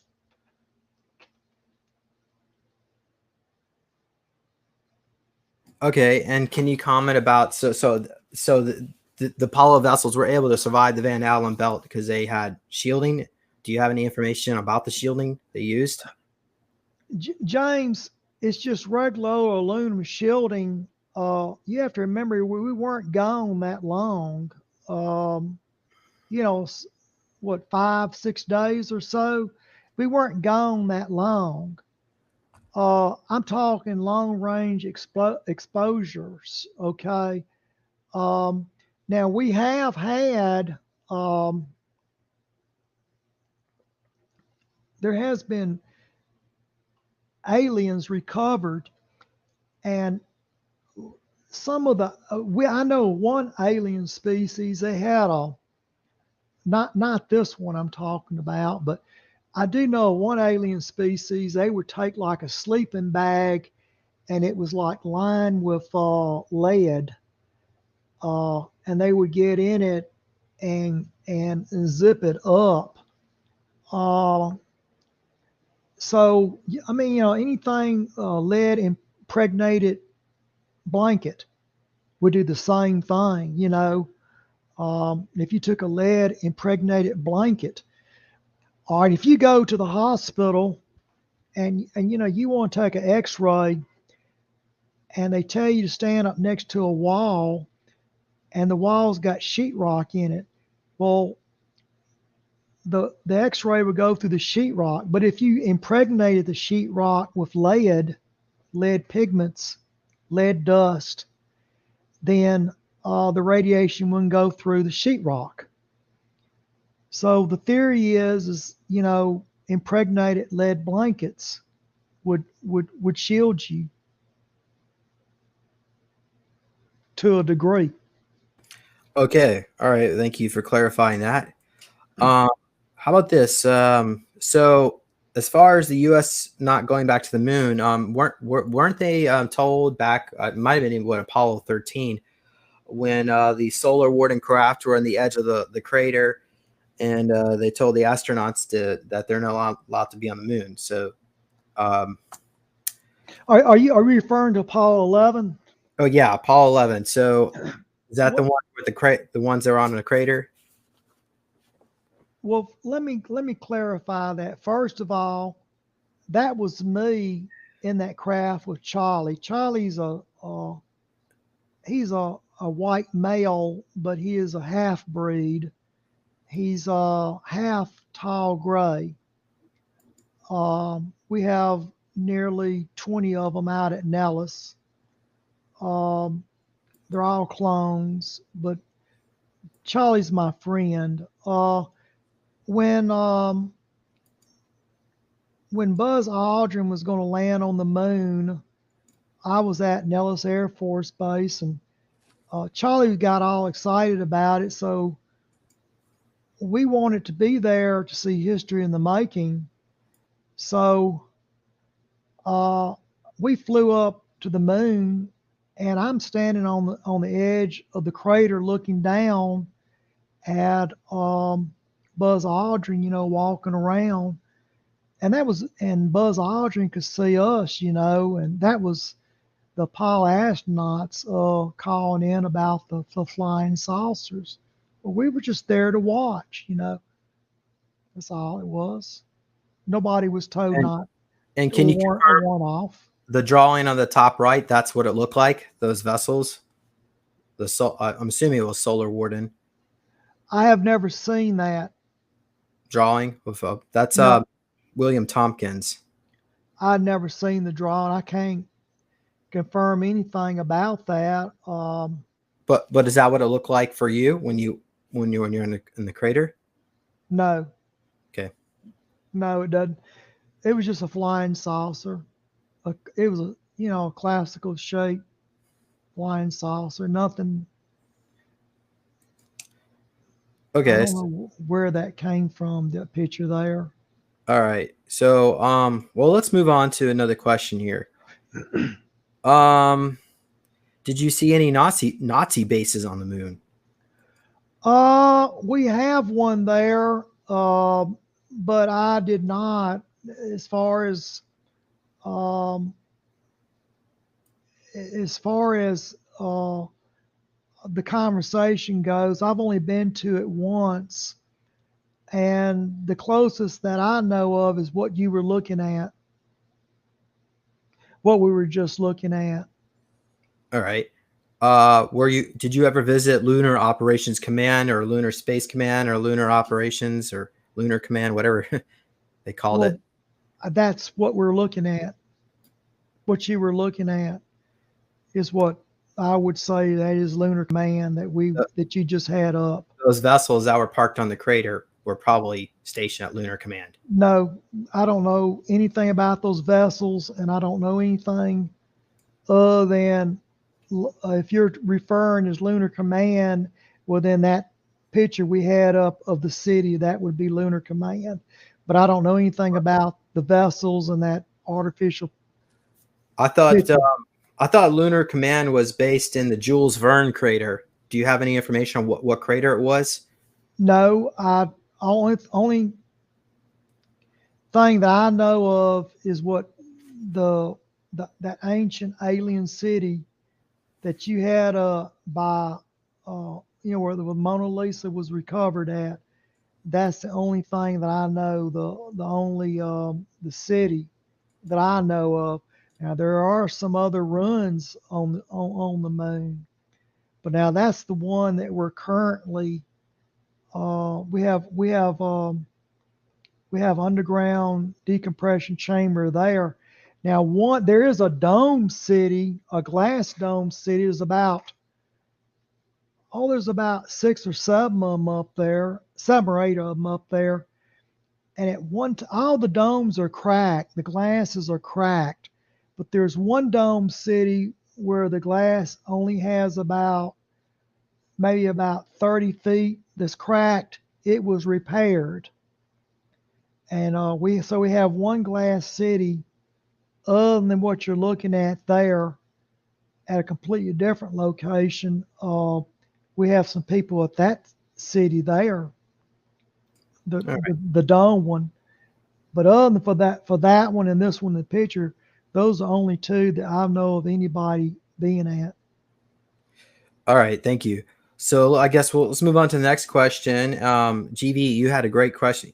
I'm gonna just throw this in here.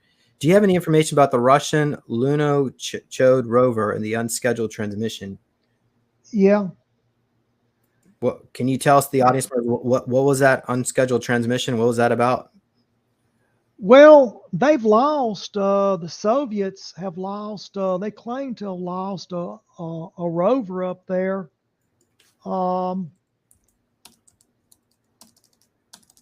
That rover was not lost. That's what they claim. That was one of their secret space missions. So the Kremlin's lying to the Russian people. Just like NASA kind of lied, well, they also lie to their people about their space program as well. It was not lost. Okay, so what they're working with the Red Rising Star. That's the name of the Soviet secret space program. Who is they? The Soviets, the Russians at this point. James, I can only comment on what happened during my time. I mean that it may be so now, it may be not. I don't know what's going on right now. I can only talk of the actual missions that I've been on. But to clarify a little bit, both the Russians and the United States have lost men on the moon, and neither one is going to admit to it for pride. Okay, how many missions do you think were between the U.S. and USSR at this point? Well, you had what is known as Apollo 17. That was broadcast. It was not hid. The Apollo 17 mission between the United States and Russia did occur. And then you had, as far as the Skylab is concerned, and the International Space Station, those are all known about. What is a little confusing is what happened around the Apollo 18 landing site. They definitely lost one. I believe that Apollo 18, they were supposed to dock or something, and apparently something went wrong, and they became infected. At least the Americans became infected. Whatever happened to the cosmonauts on the Soviet spacecraft, until that black box is pulled, we won't know. Well, and if they were attacked, which there was something occurred in that capsule, And if it was to turn out that they were murdered by the Greys, then the Russians have a beef with the Greys. Then again, if one if if the cosmonauts and the astronauts were fighting each other, then we have an issue where Russians pissed off the United States. So I don't know at this point what happened to those cosmonauts. Um. Okay. Well, here's some. This is on the website. So it actually clarifies some people's questions, but it says here, contacts with William Rutledge and one of the astronauts of Apollo 20 mission issued the possibility of converting some of the videos from Super 8 to digital files, which still had a low display quality movie. So that's probably, some people are asking why is the video quality so low, because it was, I guess, the transfer from Super 8 to digital. William must have died in Luanda. Do you know what that is? What's Luanda? William Well, I know. I would think he's dead now. Hell, that's a good many years back, James. You have to remember, uh, if we go back to the movie Outbreak about the virus and everything, and the Ebola and everything, you have the methane gas around the lake from the volcano. It's not a healthy place to live, a tropical area, all kind of diseases and such. And then throw that on top of, you have radiation from the moon and such. and You're also going to the worms. eventually die anyway. There are also the worms on the moon too that infected you. Well, there are parasites in the lunar dust. I had one that attached itself to me many years prior to that. But I was able to get chemo and it dropped off of me. Um, the rock spiders, um, I know very little about that, but I'm thinking, this, and this is what's got me kind of asking a question here. You remember when Apollo came back, they were giving away moon rocks. Some of the senators were given moon rocks. Some um, countries, presidents were given moon rocks. It wasn't too many gave away, but some rocks were given away. And my question is could that spider have been in some of those rock samples? See, a lot of those rocks are still locked up. NASA still has those rocks locked up. And were these rock spiders did you actually see one? I never uh I don't I mean as far as what busted out of the suit of the cosmonaut, I never could determine if a rock spider got in there with him. Now it was known that one of the Apollo astronauts had gotten bit by a rock spider. So I'm going by um, what's been told to me, what occurred, that some type of Ebola-like, leprosy-like broke out in that spacecraft. So I'm not sure how William died. I'm pretty sure he lived for several years after that. I do know that when Russia was going through their revolution, when Gorbachev was in charge, William traveled to Russia to try to meet with the cosmonaut who was on that spacecraft with him, and he never was able to meet with him because they were fighting in the streets and the taxis were all shut down. Uh, Apparently, he was close to the cosmonaut. All right. We'll just continue quickly going through this. So the screenshot here. I wanted to comment about they had a type of sleeping bag that had a lead sheet, which allowed them to pass through the Van Allen belt safely. But I guess some of them might have gotten sick still. William Rutledge, and by the way, Luanda is the capital of Angola, according to Sandy Wright, in Africa. So he was hiding there after the mission, and let's see here. William Rutledge formed a Bell Laboratories company for the U.S. Air Force, began to be trained 68 for a mission would be called Vandenberg 20. The Apollo 20 was canceled by NASA in 1970 by technical problems, and the program was ready to be launched in August 76.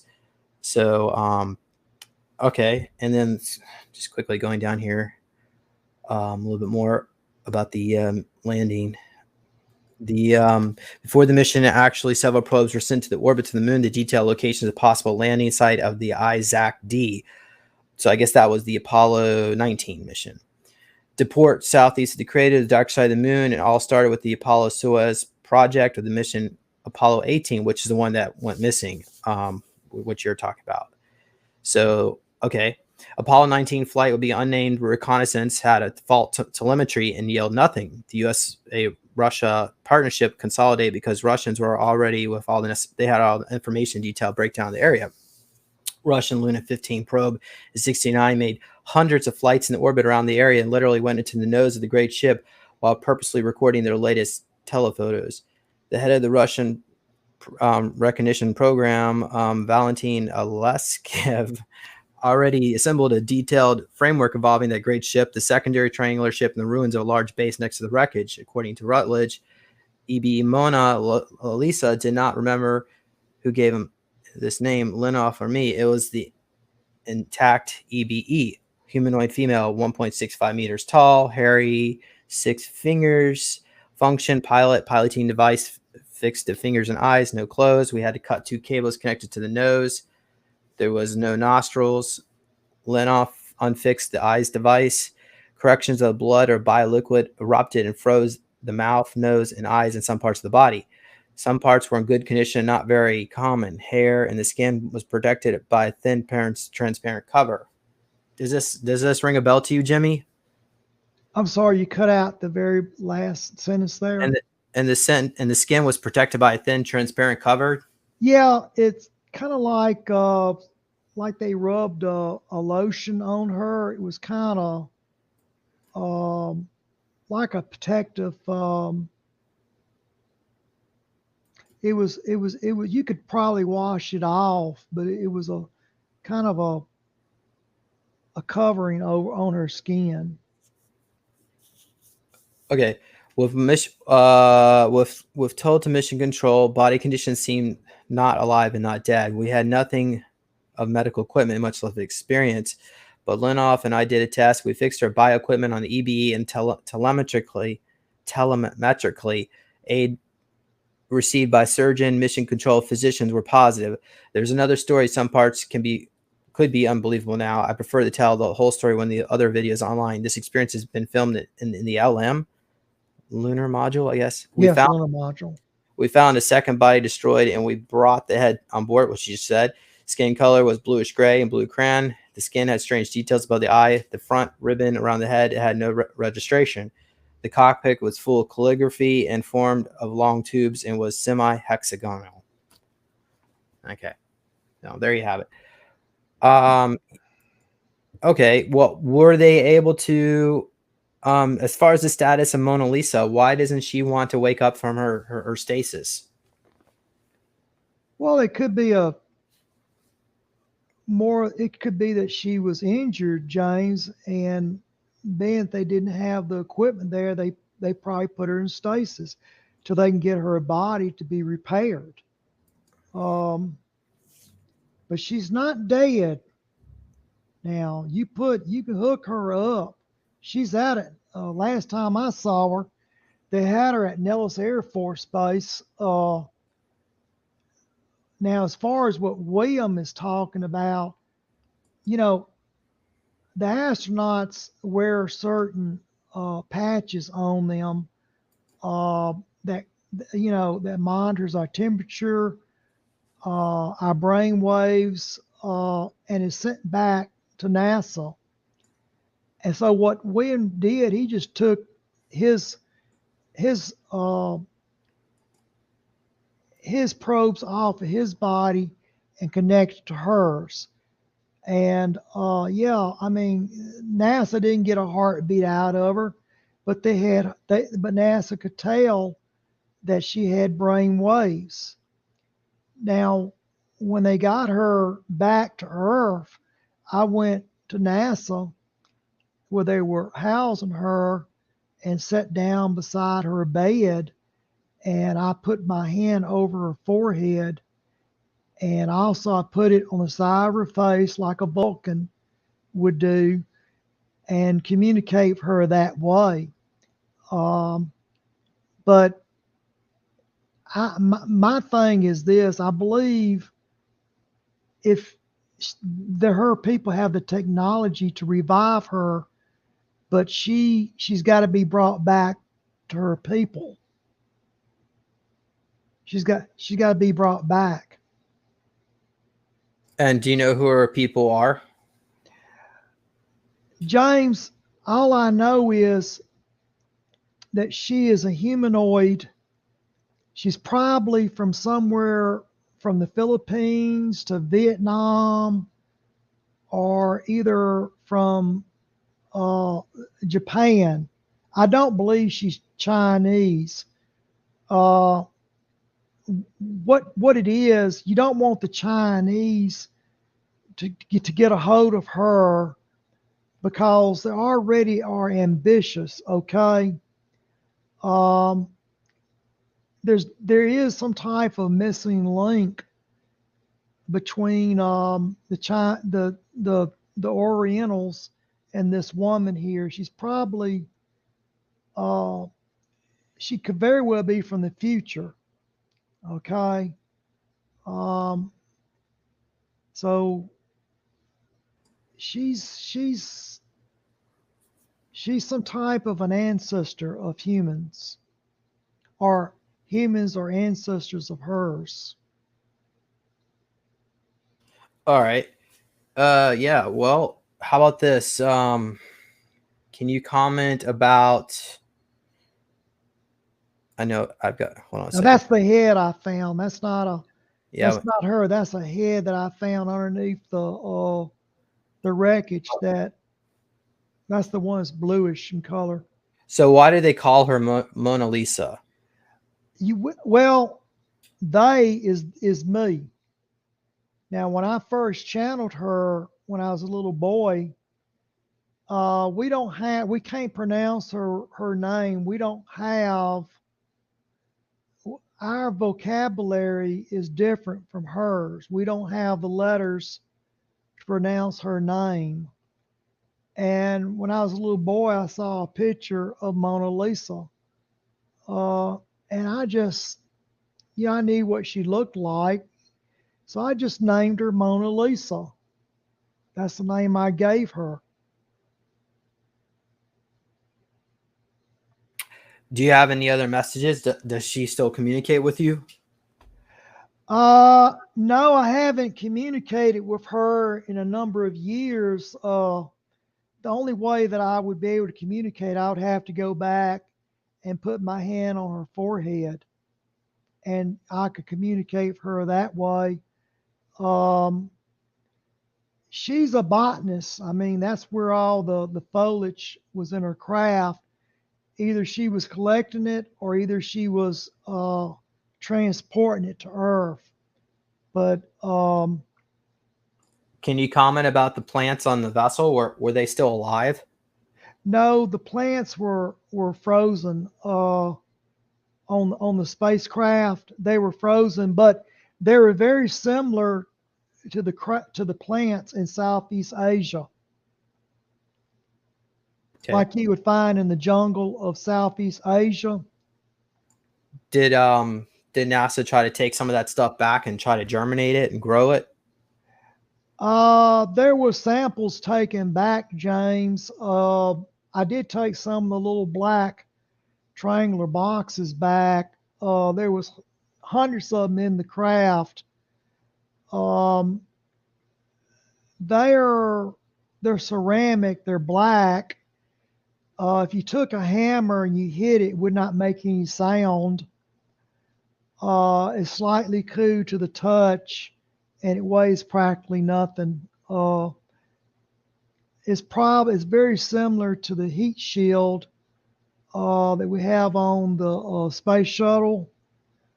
I'm not sure if it's used as a heat shield or if it's used as possibly like a Wi-Fi extender. But there was hundreds of them in there. These little black triangular boxes that were in the craft, along with the vegetation. What is Flower it? samples. Yeah, what is this we're looking at? That's her. That's her skin. Oh, but she had like tattoos all over. I can't make that out. It's a little too close. Can you? I can't really do much of the footage. It's so low res, but you can see right there. It looks like some tattoos or. No, I think that's part of the control panel. It looks like that's her skin there. This right here is her skin. I think that's her skin. Okay. All right. That's part of stuff that. I want you to comment about this. It looked like this writing. What is this? That's her writing. So she had pieces of paper around, or Jimmy? In our alphabet, we can't transmit. The only way to transmit it I would have to put my hand on her forehead, and she has to transmit it for me. That was put up. Translate, you mean? That was probably put up after the crash, when they didn't have any, when the computers were down. They apparently probably just wrote that and stuck it on the craft before they head off, and they never returned. Oh, so it's like giving instructions to whoever comes back and tries to rescue them. Well, it's left a note of, they left a note with her. She's too damaged. They left her behind. Okay.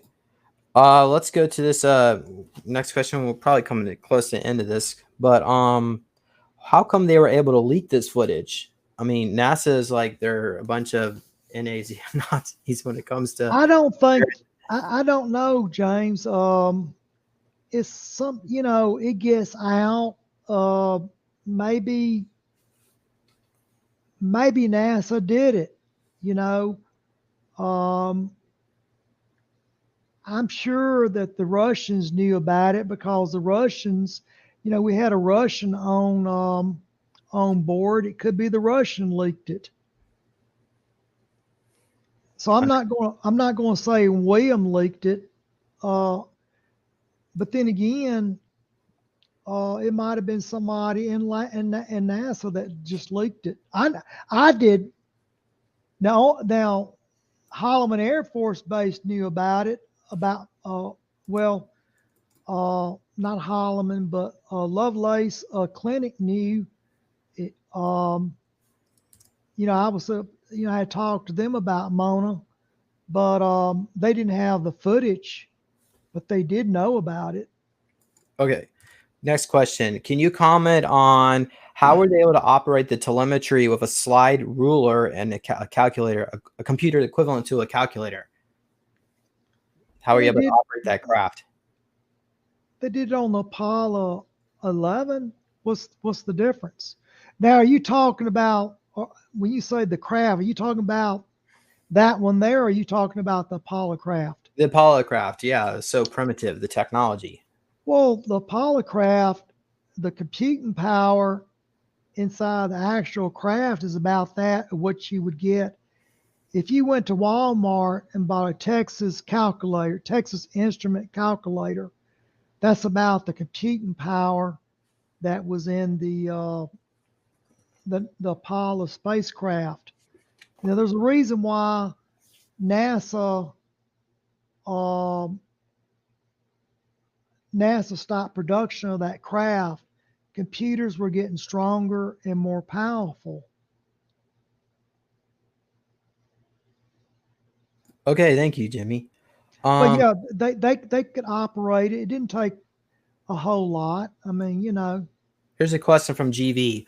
Were you actually present during the filming of Mona and the lunar module?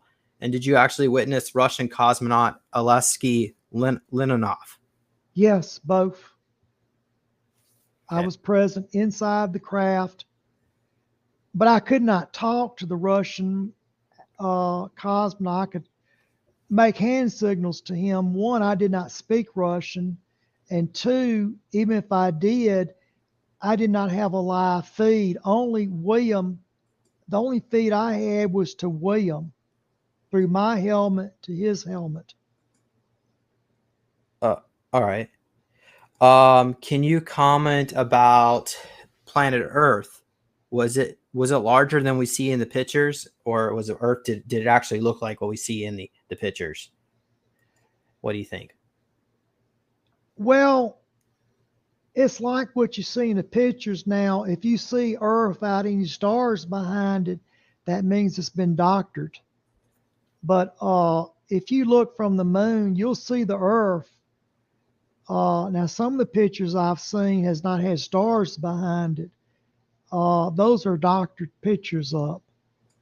Okay, because there's some people that think that Earth is a lot bigger than it really is, not necessarily flat, but Well, Africa is a lot larger than it is on many maps. how's that possible? How could It's they get just the way the maps are made. If you get a live satellite view, you can appreciate the scale of Africa. But if you go to a paper copy, it doesn't. Maybe they just don't want to, take up that much space on a paper copy, a paper map. But there's that's like there's no ice wall or like megalithic, planet that's like super Earth that's, and we're just on the tiniest portion of it. I don't understand. Could you Okay. clarify? All right. Well, Okay. yeah, let's just move on. All right. Next question. Did Kubrick produce the moon footage that we're seeing? I guess that was in the Apollo 11. Was it the Stanley Kubrick set in London where they filmed the 2001 Space Odyssey? Well, I know the Apollo 11 has been doctored up. Now, they did go to the moon. That's a fact.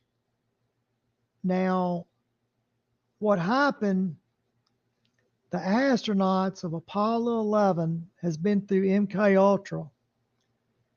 What happened, when they landed, they cut the actual feed and they fed into it assimilated feed.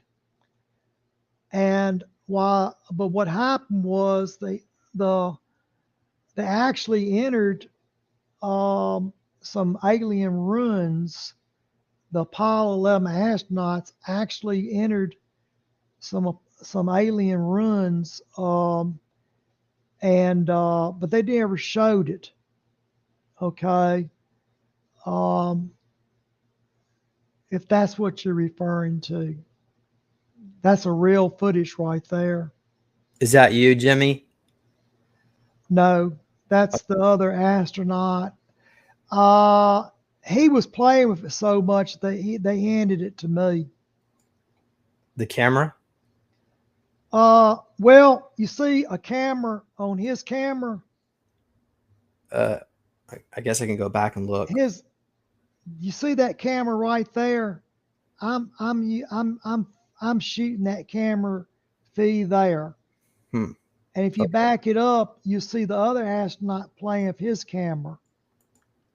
Hmm. You see that? He can't quite. He's playing with his camera. Okay. Okay, but that actual shot there is from me once I got there. I'm not sure, he may have filled his camera up, but there's only so much film in each camera. So So going back to the 2001 Space Odyssey, that was that soft disclosure, or is that like HAL 5000? Was that all, is that all real or fake or what? There's parts of it. There's some truth to it. There is some truth to it, but it's not all accurate. It's loosely based on some truth. And yes, I have interacted with how I have interacted with that computer system, and the computer did kill some astronauts. Well, here's a question. So if HAL 5000 was so advanced, why were they running the Apollo craft on calculators when they could have used the HAL 5? Well, I mean, I guess they don't really want to use it. First of all, HAL 5000 was developed. The technology was it was human technology parts, but it was assembled by the Tall White Warriors.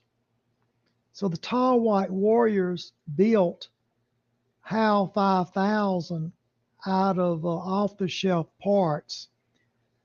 Now, the Apollo parts were built by just regular technicians. So the two are not connected. Okay. And HAL 5000 actually did kill the astronauts, like in the movie.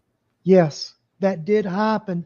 Hal had a software program, he had a flaw in his system, and Hal's software system was developed by a Tall White Warrior, but it had a flaw in it. It locked up on me, um, and it shut down, and I had to get a Tall White Warrior to to reboot it to get the bugs out of it. And yeah, this is from the movie. Now, wait a second. What Yeah. you're seeing, back up just a second. First, no, with the lot that right there. Yeah. First of all, the real HAL 5000 is the one that the Tall White Warrior made was a diamond. Now that one there you saw, that little red dot, that was built in Illinois. Illinois State University built that little red dot, the little red thing you see there. Oh, that's just a prototype. Yeah. That wasn't on the spacecraft. Okay. All right. Let's get. I think I'm near maybe one more question. We can call it a day here. I'm sure everybody might be relieved considering the 2.5 hour lecture. The Artemis 1 is a new craft that NASA is proposing to do a flyover of the moon. What has changed in the exopolitics of the solar system that's allowing NASA to do it, or is it just another psyop? What do you think? Well, I'm thinking that the technology is just getting so advanced that they're ready to go back out and to explore. It wasn't economically possible. You have to have a space station up there, and that wasn't present when when this was going on with Mona Lisa. So you now have a space station. The rockets, the computers have all are much more mature. You have to remember when that was shot up, when the Apollo spacecraft was shot up, there wasn't no cell phones, James. There was no Wi-Fi. You know, it's only been in the last few years that we've had not in the 90s that we've had cellular phones and internet computers where you can email. Understood. Okay. Well, I guess only time will tell, and we'll get to the bottom of that one eventually. What's going on there? But okay. Well, I think we might just call it a day. Let me just do one more quick scan through the chat. If anybody else has got some good questions. So it says, yeah, people comment out the doom and gloom timeline is not going to happen now. Well, I guess time will tell on that one. Higher Ground has commented Apollo 11 astronauts underwent MK Ultra programming that entered ancient ruins that NASA whitewashed. Can you confirm that? Did they try to do MK Ultra programming on you, Jimmy, when you got back to wipe your mind? No.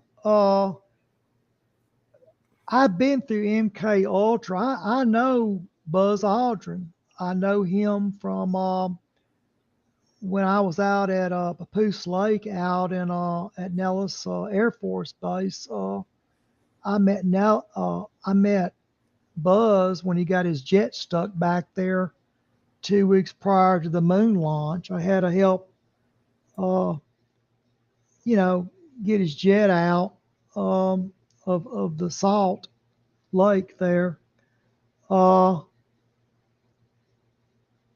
only time I've ever really forgot anything is what happened to me down into the crater during the when I was dragging the cosmonaut out. It was only like 2 years after that, 2-3 years after that, I started having memories of the tall gray, more or less saying that he did not want us to ever return to that area. We weren't welcome. Here's a comment. Free Money says Buzz Aldrin said we never went to the moon. We went to the moon, and Buzz did go to the moon. Buzz has been through MK Ultra. His mind has been wiped. He has no memory of going into the alien ruins. There's some people going around, saying about the false moonshot or the moon hoax. I want them to know not to harass Buzz. Buzz did go. Buzz has no memory for about an hour, a couple of hours there. His mind was wiped, and he does not recall going into the alien ruins. And you have to remember, Buzz he's getting old now, and he should be given the respect that an astronaut deserves. I never got that respect. I didn't get to go out on the circuit like he did and give lectures, and that was his time and his generation, and we should be very proud of Buzz. But Buzz is not hiding anything from you. He simply he has no memory of going into the alien ruins. Do you think you can get Buzz? Are you in contact with him? No. Every once in a while you'll see him on TV. And the last few years I understood that he has had a lot of personal anguish with people, about this moon hoax stuff. And I wanna say this: we're all are Americans. We should be proud of each other. And we have to remember, Buzz is not going to be with us much longer. He's getting in age, and when the film was switched, that was done to hide the alien ruins. And I have not talked to Buzz. It'd be great if I could, but I would not want a camera around. I don't want to be known because it ruined his life in a way. I would had this been made public about me, my life would have been ruined like Buzz. Understood. All right. I think this might be the last time I'll share my screen and we'll call it a day. Here's my presentation, SSP 101. I met up with Ken Johnson. I have the footage of the video with him, but I'm trying to get it. The audio is not as good as I like. So eventually I'm going to get it put up. But according to Ken Johnson, he had inside information that the I don't know, the secret space program groups had what is known as ARCs, aeronautical repositioning chambers. They look like an elevator when you walk in. The walls curve around you, and then 10 minutes later, you're at a new destination. So apparently, they don't have to use a rocket to get to certain locations. But I don't know. Do you have any? Did you ever experience any of the jump rooms? Yeah. Jimmy? When I was at Camp Comet, or the tall whites, Rachel, she would send me on jumps. The movie Doom, that is very real. It's hard for me to watch that movie, Doom, Doom. That is very realistic. And about standing in a circle and a bubble comes up and it engulfs you, that is very real. And Doom is the one where they go to Mars to fight, go into hell, right? Yeah. Into hell, yeah. And there's also a game. That movie is hard for me to sit and watch. Okay, well, let's call it a day. Thank you, Jimmy. Thank you, audience members. Be sure to like and subscribe. I don't know how long this channel is going to stay up, but we'll hold intention for more soft disclosure coming up in the future. Also, be sure to visit supersoldiertalk.com. I've got some posts and articles on there. The new post from the Titan Moon about New Nuremberg, which is a German colony that was set up. They time traveled back in time 700 years. They found a magnetosphere from one of the guardians of the builder race that originally set up ancient technology all over this part of the universe. But they set up a colony over there. So go check that out. And there's other articles as well. So, also be sure to go to my website, the other website, Neological Tech. You can get a copy of my book. Also get yourself a meditation cube to help you relax. So I actually assemble these myself, so you're getting a handmade product. But anyhow, well, that's all we have today. So thank you, Jimmy. Any other final comments? Well, I enjoyed talking with you, and I'm glad that people are listening and hearing this. I know there's a lot of disinformation out there. I just really wanted to touch on the William Rutledge story. You have a lot of people that would jump up and start talking about the secret space program, like the Okie guy who was faking it. And, everybody wants to get the truth. We get to it at different angles and different ways. And to just have a little faith in your fellow man and fellow woman and try to enjoy life and live long and prosperous. All right, there you have it. We'll all see you next time. Bye, everyone, and have a great day wherever you may be. See you later.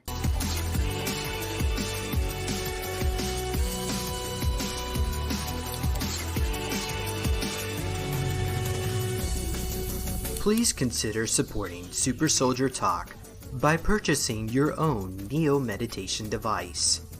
Your Neo Meditation device will help you reduce stress, integrate trauma, enhance intuition, enhance clairvoyance, and enhance creativity.